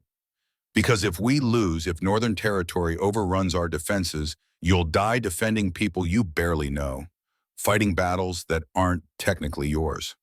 Marcus's expression showed genuine concern. I need to know you're committed fully, not just following orders out of military discipline. Jack met the Alpha's eyes. 3 weeks ago, I was a broken veteran waiting to die. You gave me purpose, gave me brothers worth fighting beside, gave me a reason to matter again. These people are my pack now, sir. Their battles are my battles, and I'll stand this wall until I can't stand anymore. Something shifted in Marcus's expression. Relief, gratitude, the recognition of absolute loyalty given freely. Then we'll stand it together, Counselor Morrison. They clasped forearms, warrior to warrior, the commitment sealed beyond words. Jack found Kate in the security office still working on the intelligence package for neighboring territories, despite the exhaustion evident in her face. He pulled up a chair beside her, watched her compile evidence with the same meticulous precision she'd shown building the case against Blackwood. She glanced at him. Shouldn't you be implementing defensive preparations? Ryan and Carlos are handling immediate tasks. I've got 30 minutes before the next tactical briefing. Jack studied her profile, the strength and determination that made her extraordinary. Wanted to check on you. Last night was traumatic, and you've been working nonstop since. Kate's hands stilled on her keyboard. I'm fine. Done this before, survive violence, push through the aftermath, process the trauma later when there's time and safety. That's not healthy, Kate. Neither is being the security chief who just committed to defending a territory against 200 attackers while running on 3 hours sleep. Her smile held no humor. We're both doing what's necessary, Jack. We'll both deal with the emotional cost when this is finished. Jack reached out, covered her hand with his. That coffee date we talked about, I'd really like to survive long enough to make it happen. Kate turned her hand over to lace their fingers together. Me too. So you need to be smart about how you implement these defenses. No heroic last stands, no unnecessary risks, no sacrificing yourself, because you've still got guilt about your lost Marines. The observation hit harder than it should have. I'm not. You are. I've seen it since we met, the way you position yourself between threats and other people, the way you take point on dangerous operations, the tendency to treat your life as expendable while protecting everyone else. Kate's voice softened. I understand that instinct. Lost my husband because he did the same thing, ran toward danger to protect his partner, took the bullet that should have missed. He died a hero, and I spent 6 years wishing he'd been a little less heroic and a little more alive. Jack had no response to that, recognized the truth beneath her words.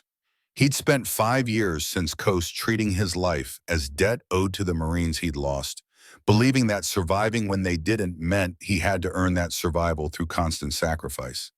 Kate squeezed his hand. Promise me something. Promise you'll come back from whatever hell is coming in 72 hours. Promise you'll fight smart instead of fighting like a man who doesn't care if he lives or dies. I care. The words came out rough but honest. I care because of you, because of Marcus and this pack, because I finally found a reason to live that matters more than the reasons to die. Then fight like it. Fight like you have a future worth protecting. Kate leaned forward, kissed him gently, a promise and a plea combined. Because I'm choosing you, Jack Morrison. Choosing to build something real with you. But I can't build anything with a ghost. They held each other in the security offices, quiet, two damaged people finding healing and shared determination to survive. Outside the compound, prepared for war. Inside, they prepared for the possibility of peace after. The next 72 hours blurred into constant motion. Jack implemented defensive preparations with the same intensity he'd brought to combat operations in Fallujah, overlapping fields of fire, pre-positioned ammunition, and medical supplies, fallback positions with clear retreat routes, communications, redundancy, ensuring no unit fought in isolation. Ryan coordinated guard training, drilling teams on ambush tactics, and close-quarters combat. Carlos established early warning systems using a combination of technology and pack members' enhanced senses. Diane managed civilian evacuation, moving non-combatants to reinforced facilities deep within the compound's center. Kate worked parallel intelligence operation, coordinating with the Clearwater Pack and Mountain Ridge through information sharing that gradually built trust. Both territories had received similar infiltration attempts from Northern Territory sympathizers, and Kate's evidence helped them identify and neutralize internal threats before they could metastasize into full conspiracies. By hour 60, all 3 territories had agreed to mutual defense pact. If Northern Territory moved against any of them, the others would respond with military force. The coordinated defensive posture transformed Northern Territory's invasion plan from calculated risk into potential catastrophe.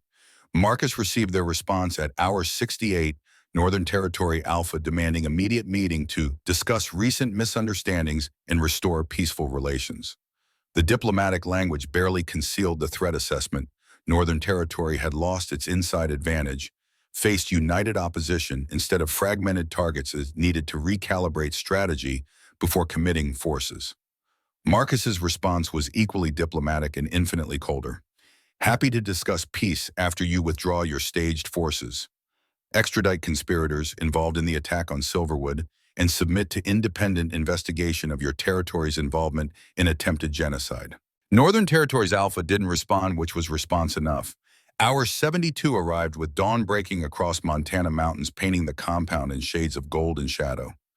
Jack stood on the eastern perimeter, watching the forest line with tactical awareness honed by decades of combat experience.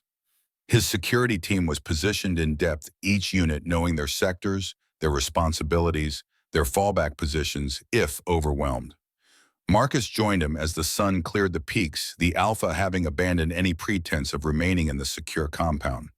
Leaders led from the front shared the risks they asked others to face. Marcus's voice carried quiet confidence. They're not coming. No, sir, they're not. Jack lowered his binoculars. Chen's intelligence plus the unified defensive posture changed their calculation. They needed quick victory against isolated targets. Now they're facing prepared defenses and knowing that any attack triggers response from 3 territories. So we won without firing a shot. We survived without needing to fire a shot. Jack glanced at the Alpha. There's a difference. Northern Territory still has their forces staged, still has their international backing, still wants regional consolidation. They're not defeated, they're delayed.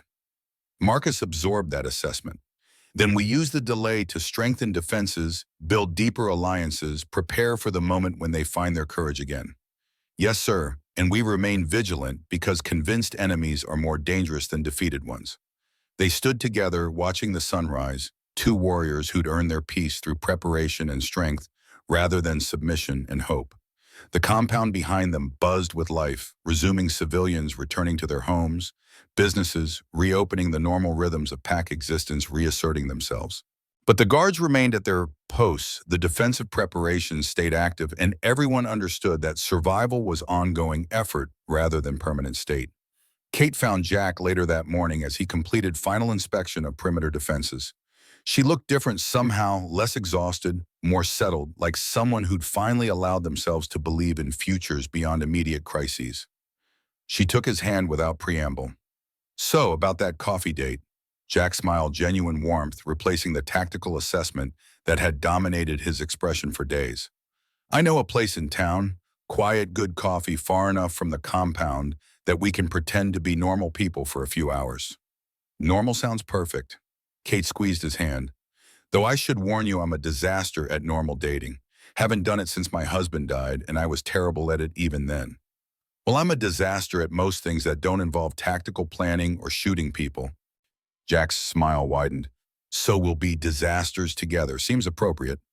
They drove into town that afternoon, leaving the compound and its defenses behind for precious hours of normalcy. The coffee shop was exactly as Jack remembered, small, quiet windows overlooking Main Street, the kind of place where conversations happened at reasonable volume and nobody rushed you to finish and leave. They talked about everything except conspiracies and violence. Kate shared stories from her FBI days, the cases that mattered, and the bureaucratic frustrations that eventually drove her out. Jack told her about his Marines, the warriors he'd served beside the bonds that transcended rank and circumstance. They talked about Sarah and Kate's husband honoring the dead without being imprisoned by them. Both understood that moving forward didn't mean forgetting, it meant carrying love alongside grief, making room for new connections without abandoning old loyalties. 3 hours passed like minutes. The coffee grew cold in their cups. The afternoon sunlight shifted to evening gold, and neither of them wanted to leave this small bubble of peace they'd created. Kate reached across the table, took his hand. I want this, Jack. Want to see where this goes, build something real with you. But I need you to know I'm terrified. Terrified of losing someone again.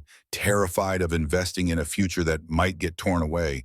Terrified of being that vulnerable after spending 6 years building walls to prevent exactly this kind of connection. Jack understood completely, felt the same fears beneath his own carefully maintained composure. I'm terrified too. Haven't let myself feel anything real since Sarah died, and now you're here making me want things I thought I'd given up on. It's easier to be the tactical operator, the warrior who doesn't need anyone, the broken veteran who's already lost everything that mattered. But you're not that anymore. No. Because of you, because of Marcus and this pack, because somehow I found a reason to care again. Jack's grip tightened on her hand. So I'm choosing you, Kate Brennan. Choosing to be terrified together, to build something despite not knowing if we'll survive to see it completed. Choosing to live instead of just surviving. Kate's eyes held tears that didn't fall. Emotions too large for simple expression. That's the most romantic thing anyone's ever said to me, and it's completely terrifying. Good. If we're doing this, we're doing it honestly, terror and hope, and everything between. They kissed across the coffee shop table, uncaring about public display, 2 people claiming their right to happiness after years of grief and isolation. The future remained uncertain, Northern Territory's threat still loomed, and tomorrow would bring new challenges and dangers. But today, in this moment, Jack Morrison and Kate Brennan chose to believe in possibilities beyond survival. 6 months passed in blur of reconstruction and consolidation. Marcus rebuilt his council with voices that represented Silverwood's full diversity, young and old military, and civilian perspectives that challenged comfortable assumptions and demanded constant growth. Jack settled into his role as counselor of security, discovering that political leadership required different skills than tactical command, but drew on the same fundamental commitment to protecting those who depended on you. Kate established herself as the PAC's legal counsel, her expertise proving invaluable as territorial alliances evolved into formal compacts with mutual defense obligations and trade agreements. Her work built bridges between Silverwood, Clearwater, and Mountain Ridge, transforming defensive necessity into genuine partnership. The relationship between Jack and Kate deepened through shared daily life, morning coffee before council sessions, evening walks through the compound, quiet conversations about futures they were building together. Both carried scars from their losses, but those scars became foundation for understanding rather than obstacles to connection. Northern Territory remained quiet, their invasion plans shelved but not abandoned. Intelligence suggested internal power struggles, their Alpha facing challenges from subordinates who questioned the failed Silverwood operation. The international backing continued, but observers noted careful recalibration of strategy and timeline. Jack used the quiet to strengthen Silverwood's defenses, implementing lessons learned from the initial crisis. His security team expanded to 30 trained guards, defensive positions, became permanent infrastructure, and early warning systems evolved to provide real-time intelligence on border activity. Marcus thrived in his revealed role, the pretense of blindness abandoned completely. Without needing to maintain that deception, he engaged more directly with PAC members, rebuilt trust, damaged by years of necessary distance, demonstrated the leadership his father would have recognized and approved. Thomas Stone announced his retirement from active council service, citing his age and desire to spend remaining years mentoring younger leaders rather than making policy decisions. His departure was celebrated with ceremony honoring 40 years of service, and his endorsement of the new council structure carried weight that smoothed transitions and legitimized changes. On a crisp autumn evening, Jack stood on the compound's overlook, watching sunset paint the mountains in shades of fire and gold. Kate joined him, sliding her hand into his with the comfortable intimacy of established partnership. She leaned against his shoulder. "Marcus is asking questions about my living arrangements." And Jack smiled. "What kind of questions?" "The kind that suggest he's noticed I'm spending more nights at your apartment than my own quarters." Kate's voice held amusement rather than concern. "Also the kind that suggests he approves and is wondering when we're going to make it official." "Make what official?" Kate pulled back, studied his face. "Don't play dumb, Morrison. You know exactly what he's asking." Jack did know had been considering the same question for months, but hadn't found the right moment or words. Sarah had been dead for 3.5 years. Kate's husband had been gone for 6. Both of them had done their grieving, had processed their losses, had reached the point where honoring the dead meant living fully in the present. He reached into his jacket pocket, pulled out the small box he'd been carrying for 2 weeks. "I was going to wait for some perfect moment, candlelight dinner, romantic setting, carefully planned speech. But you know what? We've never been about perfect. We've been about real, about honest, about choosing each other despite fear and uncertainty." Kate's eyes widened as he opened the box, revealing the simple gold band he'd chosen. "Jack, Kate Brennan, you're the strongest, smartest, most capable woman I've ever known. You saved me from being a ghost, showed me that life still holds possibilities worth pursuing, made me believe in futures beyond survival." Jack took her hand, the gesture feeling both terrifying and absolutely right. "I can't promise perfect, can't promise easy, but I can promise real and honest and forever. Will you marry me?" Kate's tears fell freely now, joy replacing the fear that had held both of them back. "Yes, absolutely yes, on one condition." "Name it." "You stop treating your life as expendable. Stop positioning yourself as the first sacrifice when threats emerge." Her voice carried fierce protectiveness. "You're not the broken veteran anymore, Jack. You're my future husband, and I need you to fight like someone who has everything to live for." Jack pulled her close, held her while Montana sunset painted the sky in impossible colors. "I promise, no more treating myself as expendable. No more living like surviving my Marines means I owe a debt paid in blood." "Good, because I love you, Jack Morrison, and I'm going to spend the rest of my life proving that you deserve all the happiness you've been denying yourself." I love you too. The words came easier than he expected, felt true in ways that transcended fear.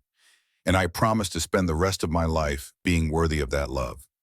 They stood together on the Overlook, two people who'd survived loss and violence, and emerged with the courage to build something beautiful from the wreckage.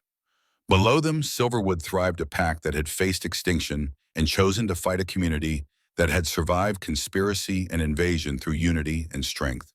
Marcus found them there as full darkness fell, his expression showing approval and something deeper, genuine happiness for the warriors who'd stood beside him and earned their peace. The Alpha's voice carried warmth that transcended formal authority. Congratulations, both of you. When's the wedding? Kate looked at Jack, shared understanding passing between them. Spring maybe gives us time to plan properly, make it a celebration rather than rushed ceremony. Spring works. Marcus's smile was genuine. And Jack, I expect you to let someone else handle security for your own wedding. You've earned the right to actually enjoy the day instead of running tactical assessments. Jack laughed, the sound feeling strange and wonderful after years of tactical seriousness. Yes, sir, I'll try. No promises, though. Warriors' instincts are hard to suppress. I know, but suppressing them for one day won't kill you. Marcus gripped both their shoulders. You've given this pack everything courage when we needed it most. Leadership that rebuilt what conspiracy tried to destroy, hope that we could survive and thrive. Now take some of that hope for yourselves. Build the life you've earned. They talked into the evening, three people who'd forged bonds through violence and emerged as family by choice rather than blood. Plans for the wedding evolved organically. Small ceremony pack members welcome focus on commitment rather than spectacle. As Marcus departed, leaving Jack and Kate alone under Montana stars, the future stretched before them with possibilities that seemed almost overwhelming after years of just surviving. Kate's voice was quiet but certain. We're really doing this. Building a life together, making plans beyond the next crisis, choosing to believe in futures we can't guarantee. Yeah, we are. Jack pulled her close, felt her warmth against the evening's chill. Terrifying and wonderful in equal measure. The best things usually are. They stood together watching stars emerge, two warriors who'd earned their peace, two damaged people who'd found healing and shared courage to keep living. Tomorrow would bring new challenges. Northern Territory's threat still loomed territorial. Politics remained complex. The work of rebuilding never truly ended. But tonight, Jack Morrison and Kate Brennan simply existed in the moment, holding each other, believing in happiness they'd almost given up hoping for. Marcus Steele watched from his office window as the two figures stood silhouetted against starlight and felt satisfaction deeper than tactical victory. He'd saved his pack through patient strategy and brutal violence when necessary. But more than that, he'd given broken people a chance to heal, had built a community where warriors could find peace, had created something worth defending. His father would have been proud. The thought brought pain and comfort in equal measure. 47 pack members had died because of conspiracy and betrayal. Their sacrifice had bought justice, had exposed corruption, had ultimately made Silverwood stronger. Marcus touched the photograph on his desk, his father taken weeks before the battle that ended his life. We did it, Dad. Destroyed the traitors, protected the pack, built something that'll outlast us all. Hope that's enough. The photograph offered no response, but Marcus imagined his father's approval, his pride in the son who'd played the long game and won. Tomorrow, Marcus would continue the work of leadership, managing alliances, preparing defenses, guiding his pack toward futures worth building. But tonight, he allowed himself simple satisfaction in what they'd accomplished.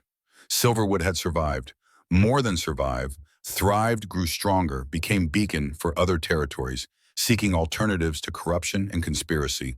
That was legacy worth the cost.